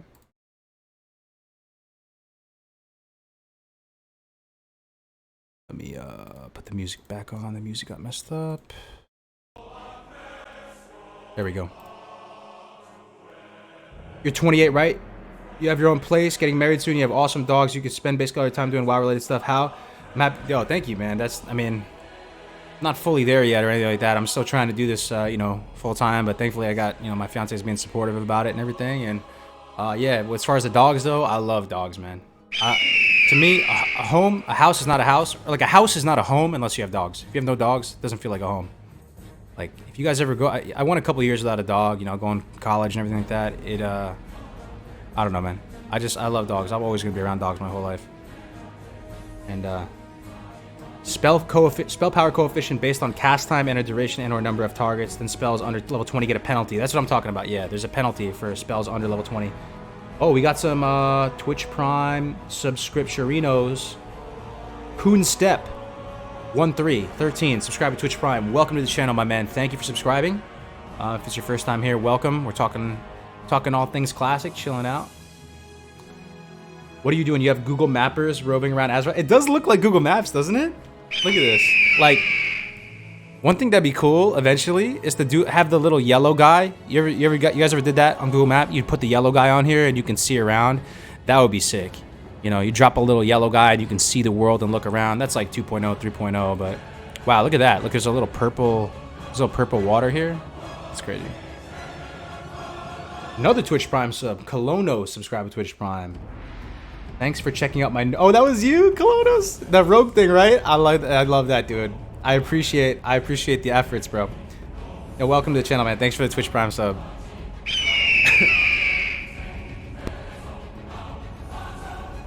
Cats over dogs. Each their own, man. I feel like pets are great, though. Getting out of the military, getting a doggo, best thing ever. Dude, dogs are life, man. You got an American Bulldog? What kind of dogs you guys have? Anybody have dogs in here? I like all animals, but dogs don't fit my lifestyle. I respect that, man. I respect that. They do really change your lifestyle. That's the biggest thing. A lot of people don't realize. They see a cute puppy and they want to get it, but once you get a dog, your whole life changes, man. So it's the type of thing you either like that lifestyle or you don't. That's pretty wise of you to realize, you know, even if you like dogs, it doesn't fit your lifestyle. Because the worst thing you can do is you get a dog and you don't have the conditions for it to, you know, to live a happy, healthy life, and then everyone's taking an L. Ooh, Cavalier King Charles. Those are beautiful, man. Those Spaniels. Got that nice rich coat. Papillion. Black Labs. Hell yeah. A lot of pits in here. Pugs. Oh yeah. We got a dog channel in the Discord. Oh my god, dude. What's happening? Why is there so many Twitch Prime subs? Cluskers10. CS Toyak and General Farmer all subscribing, man. Thank you guys. Wow. Got a little sub train going. Welcome to the channel. It's your first time here. We do this on the daily, man. We sit here, we drink brewskis, we talk Classic WoW, we talk dogs, we talk life. We do all of the above, man. Welcome. Welcome, guys. Another one. Damn. Mod Bro, subscribe to Twitch Prime. Thank you, Mod Bro. Welcome, dude. Wire-haired pointing griffin. You don't hear that every day, dude. Wire-haired pointing griffin. When's Classic coming out? I think your guess is as good as mine, man, but I'm thinking mid-July or maybe early August. That's what I'd be guessing. Mid-July, early August. I don't know what you guys think, though. You got a Saluki Wax? Dude, Salukis. Aren't those ancient, like... Those ancient Egyptian dogs that, like, run super fast and they can, like, kill gazelles and shit? Dude, those are sweet. Those are rare, though, man. Love your streams, Kargoz. Thank you, Jack. Yo, thank you, Jack. Chris Lopez, good to see you multiple days in a row. Didn't have service all day on base, and now I finally get to watch. Hell yeah, Chris Lopez. What's your MOS? Are you Army? Where are you at? Brandung in the house, dude. Okay, you guys see this site? You see this beautiful site? Can we get some PogChamps or something in the chat for Brandung Media? This is him. He's in the chat right now. He's a legend. If you're trying to get like logos or, you know, I don't know, cool stuff like that for your stream or your YouTube, that's the guy you want to hit up. He's a legend, man. Brandung, dude, thank you for all your hard work, my man. See, this site is made by us, for us. Like, it's just people like you and me that have different skills, and we just worked on this together and made this. So, good. Thank you for all your hard work, Brandung. Quantico? This man has like a TS clearance in the house, chilling out with the Classic community. Damn, Chris. Legend, dude. You're in Quantico?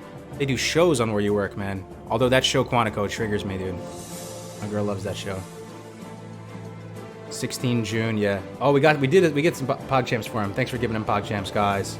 Sean, Return of the Ham, legend. Yeah. Hunter, Rogue, or Druid for Classic. Cal Sidon, I can flip for it. We've been doing it all day. I can flip this magical Stella cap and decide for you. Except we're only limited to 2 options, not 3. Site looks sick. Good job, guys. Oh, thank you, dude. Yeah. I mean, not to, plug it too hard, guys, but it's just Classicwow.live. Very simple domain. And pretty much, hopefully, you can come here and you don't have to, like, sort through all types of miscellaneous content on YouTube. You can just find all the content creators work here, and you can even upload your own ones. So if you want to get into content creation, you can do so. You could submit stuff here. You can log in with Discord, so you don't have to make some new crazy account. And if you're into duo leveling, which is a big thing you guys know I'm passionate about, let's see if there's more people who signed up. Let's see. There is! Nice. Oh, one more.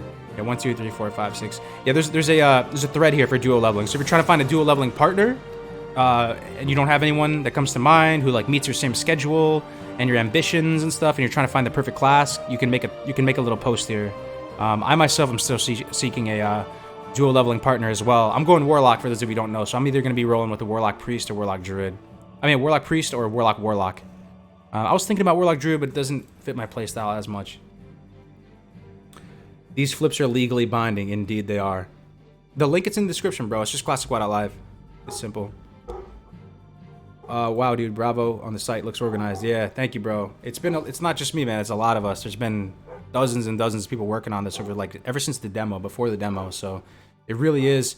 Jeremy, who made the site, it really is a group effort, dude. There's a bunch of us. Just on the founder level, there's 7 of us, and then there's a bunch of managers who've been working on it and content creators who've been partnering with it. So, this is really only Classic WoW. Like, there's no other games on here. It's just for us, by us, one-stop shop type thing. So, yeah. Oh, dude, another Twitch Prime sub. Who did it? Knack the Mac converted from Twitch Prime sub to a tier 1 sub. I still don't know the differences between these, but thank you, man. Knack the Mac. Appreciate it, bro.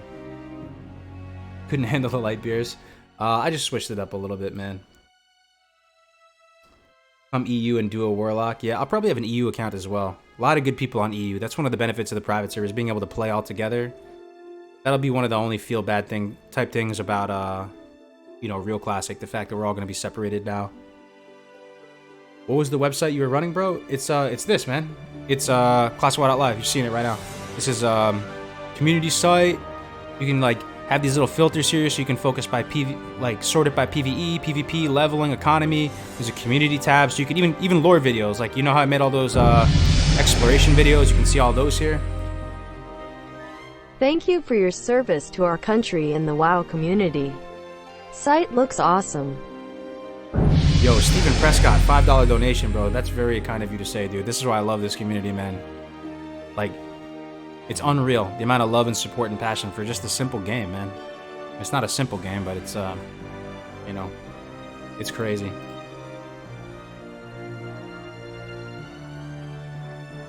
Just got some work done back watching Kargoz. Welcome back to the stream, dude. I need to wrap my head around not being hardcore this time around. I'm in my 30s now. Back when I was hardcore raiding, I was a teenager with no responsibilities. Yeah, I feel you. I mean, you could just, go hardcore within your limits. You know what I mean? I don't know. Each their own. Even if you're playing casually, dude, it's all good. Any way on this site to stop others from seeing your full name when you log in with Google? Ooh, that's a good question. I haven't messed around with that. I just made a Discord account. If you like, if you're hesitant about that, you can always just make a Discord. You could just, that's how I made my account. Just log in with Discord. But that's a good piece of feedback, Trevor. I'll write that down, bro. Yeah.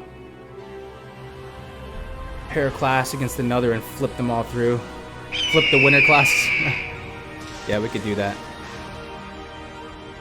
Ooh, another Twitch Prime, man. Or not Twitch Prime, subscribe at tier 1. Zillium. Saying that right? Right, Zillium Gaming. Subscribe to Twitch Prime. Subscribe to tier 1. Welcome to the stream, my man. This is a great song, by the way. I love this. Welcome, man. Thank you for the support, bro. Welcome to the channel.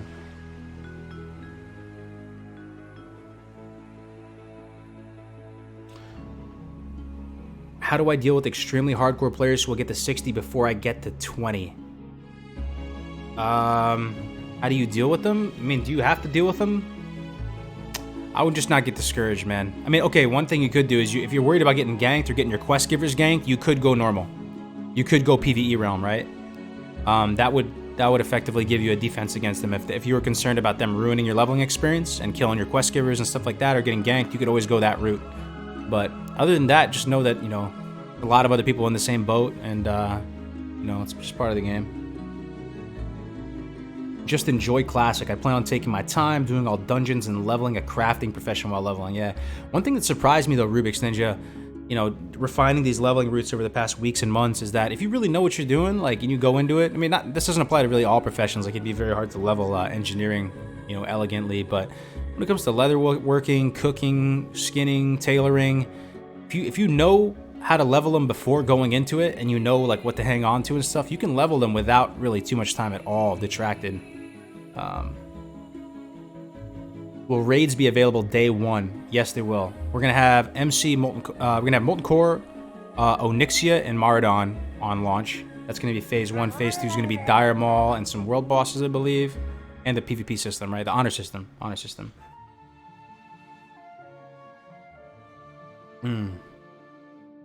Yup. Hey, I don't know if you saw my suggestion before, but putting some sort of zoom in and zoom out feature on the Atlas maps would be awesome. That's a good point. Yeah, some stuff that we're trying to do too is maybe add like coordinates, and like we can overlay like grind spots on here, and basically useful information on these maps too. And like I said, like adding like caves, so you can like click a cave and see what's inside the layout of the cave, all types of stuff. This is just the very beginning, guys. This is just like the beginning of the journey, man. So it's gonna be crazy. How soon do you think people will start rating Oni and MC? What do you guys think? I mean, some people I know have very high ambitions. They're trying to start rating MC and Oni week 1. Some people are trying to get week 1 rag kill. I don't even know how they're going to do that. They're probably going to have to get hunters to 60 as fast as possible, and they're going to have to start mob tagging. That'd probably be the only way, man, to get all 40 people. You're going to have to go back and mob tag 40 people who are high speed. Some people are trying to go for a week 1 rag kill. Yeah. Do you have plans to visit Hyjal and see the under construction sign once again on Shadowspear Troll Village? I'm not sure if you're gonna be able to do that in the real, like to kind of bug it out and see it. I'm not sure, man. First week, you neckbeards.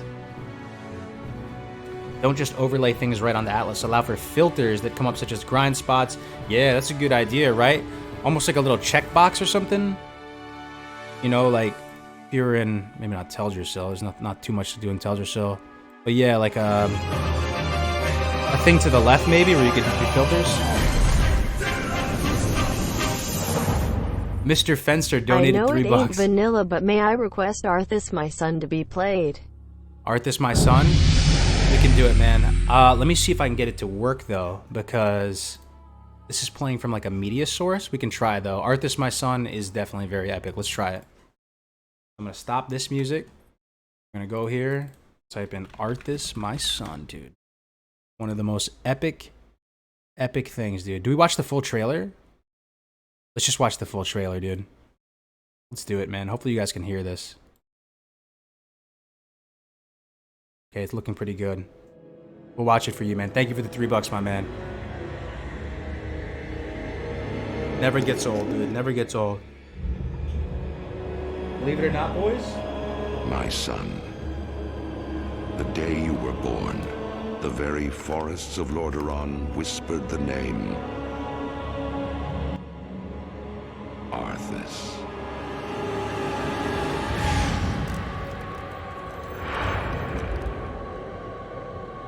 Too cool, my man.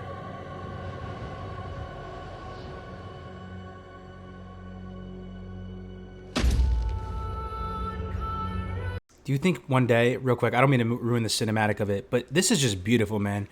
That would be my dream. To get World of Warcraft in this kind of graphics, or a movie in this kind of graphics, would be legit, like, life goals right there. Sorry, let me rewind it a little bit. Arthas. Imagine a full movie in this graphics. Best thing ever. I'll watch it like 100 times.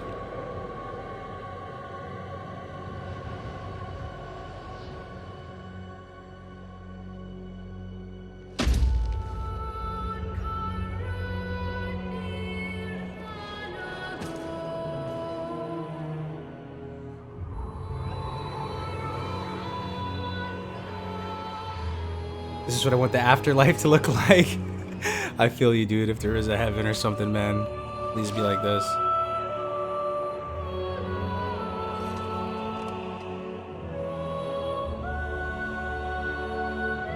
In the words of my man Artosis, I have the sickest nerd chills.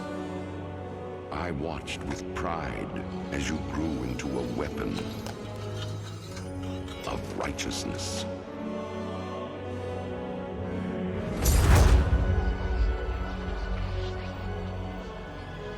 Remember, our line has always ruled with wisdom and strength. And I know you will show restraint when exercising your great power.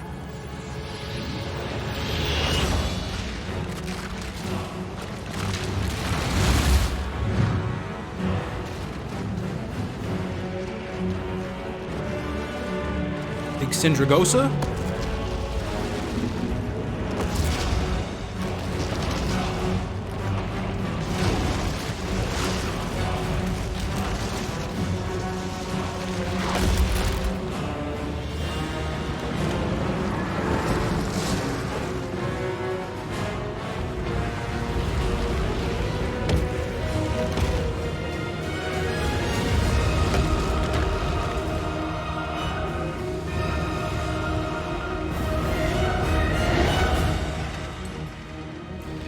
Look how big Syndragosa is to scale compared to Arthas' size. So big. He's stirring the hearts of your people.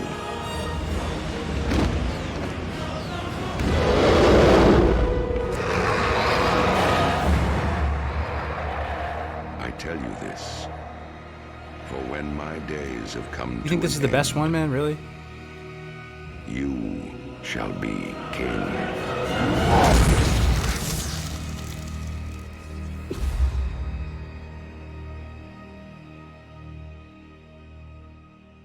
That was great, dude. Good suggestion to watch that. Never gets old, my man. Never gets old.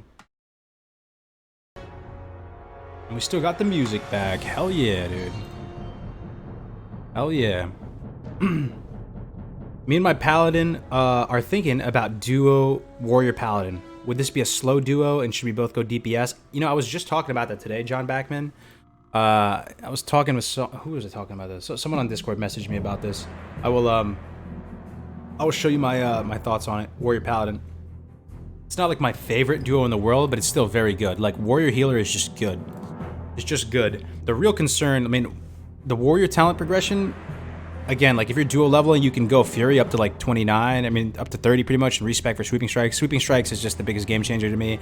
The Paladin though, I was debating between going Prot Holy and maybe having the Warrior tank so you can still get more rage, but you're still laying down Consecrates and trying to do some like weird wonky AoE grinding. I think you just sacrifice the AoE damage win condition. I think you would just go deep ret, to be honest. If you're with the if you're a Pally with a Warrior, you just go deep ret.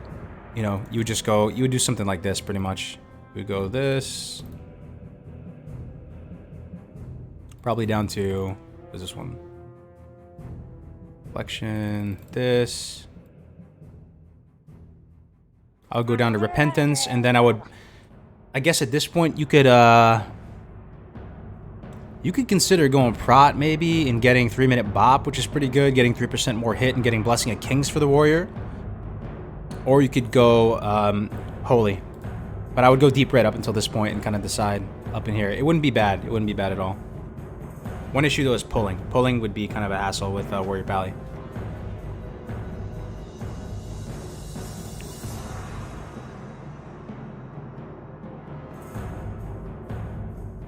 Full Holy?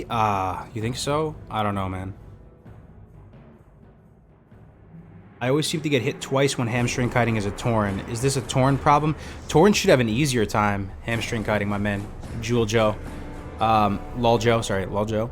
You should, I mean, on Real Classic that is, with the 3 yards increase hit radius. But one thing I used to say on my leveling guides to hit the mob with hamstring and to run through it, kind of strafe through it.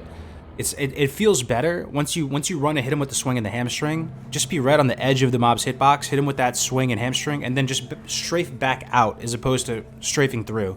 If you strafe through, it seems like you're in their hitbox for longer. So you kind of go in, You barely swing, just touch the hitbox, and then strafe back out again. I think if you do that, you might have more success that way as opposed to strafing through the target, if that makes sense. Could you move your alert animation? It covers so much up about information. I've been getting some feedback like that. I could shrink it or reduce the duration of it. It seems like I'm letting it for too long. I think I have it as like 5 seconds right now, though.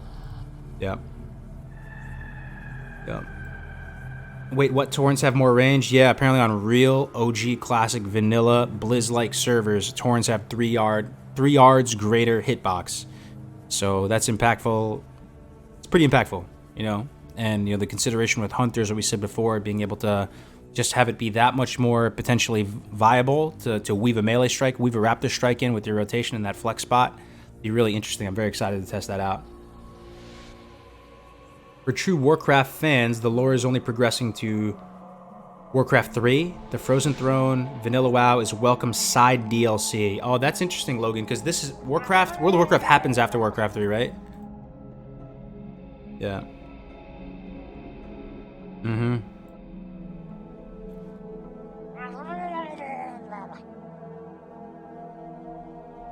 I think Blizzard had a missed opportunity though there. I don't know what you guys think, but I feel like they had a real opportunity to try and push Remastered out, like Warcraft 3 Remastered out before Classic. It's seeming like Warcraft 3 Remastered is going to come out after Classic. It could be this type of thing they couldn't develop it in time. Maybe they're just too far out. But how sick would that have been of like our whole time leading up to Classic, instead of just, you know, twiddling our thumbs and just hanging. Not to say this is bad, you know, it's still fun, but imagine we could actually play Warcraft 3 and brush up on our lore, and it would really organically build up a lot of hype to play World of Warcraft, I think. I don't know. I'm really surprised that Warcraft 3 is going to come out after Classic, man. You want Warcraft 4? What would that even be, though? Would it be after...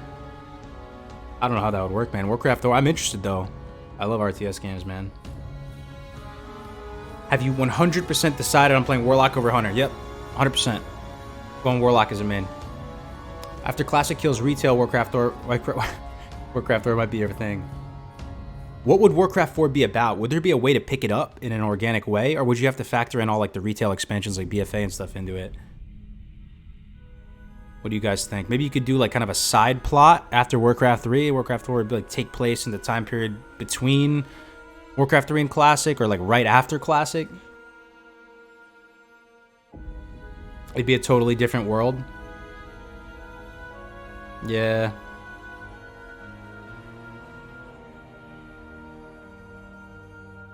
Do you know fan-made WoW cinematics which show Warcraft 3 story again? No, that sounds pretty interesting. I've seen some like cinematic type things made by fans, but yeah. Alliance or Horde for Druid?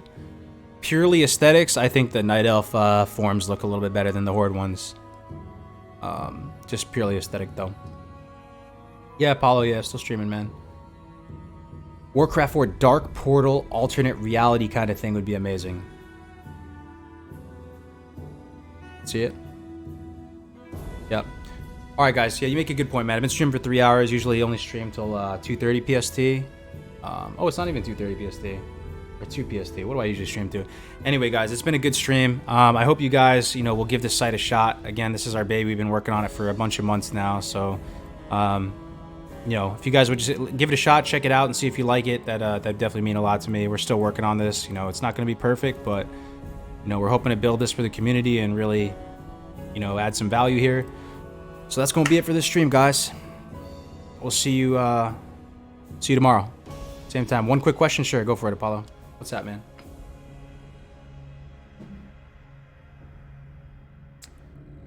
What's the question, my man?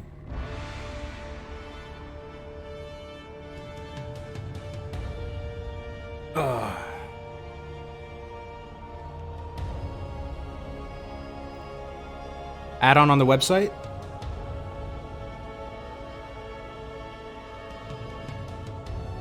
When you get a database and talents, you become a loyalist. Yeah, I think that'll be a big pull as well. Yeah, we're working on it, man. Will you have a section for the best ones to use? Yes, we will. Absolutely. Add-ons will be a thing. Once we get a handle of what kind of add-ons we're going to have. It's just a little bit early at this point. So thank you very much for hanging out with me, guys. I will see you tomorrow. Really appreciate your time today.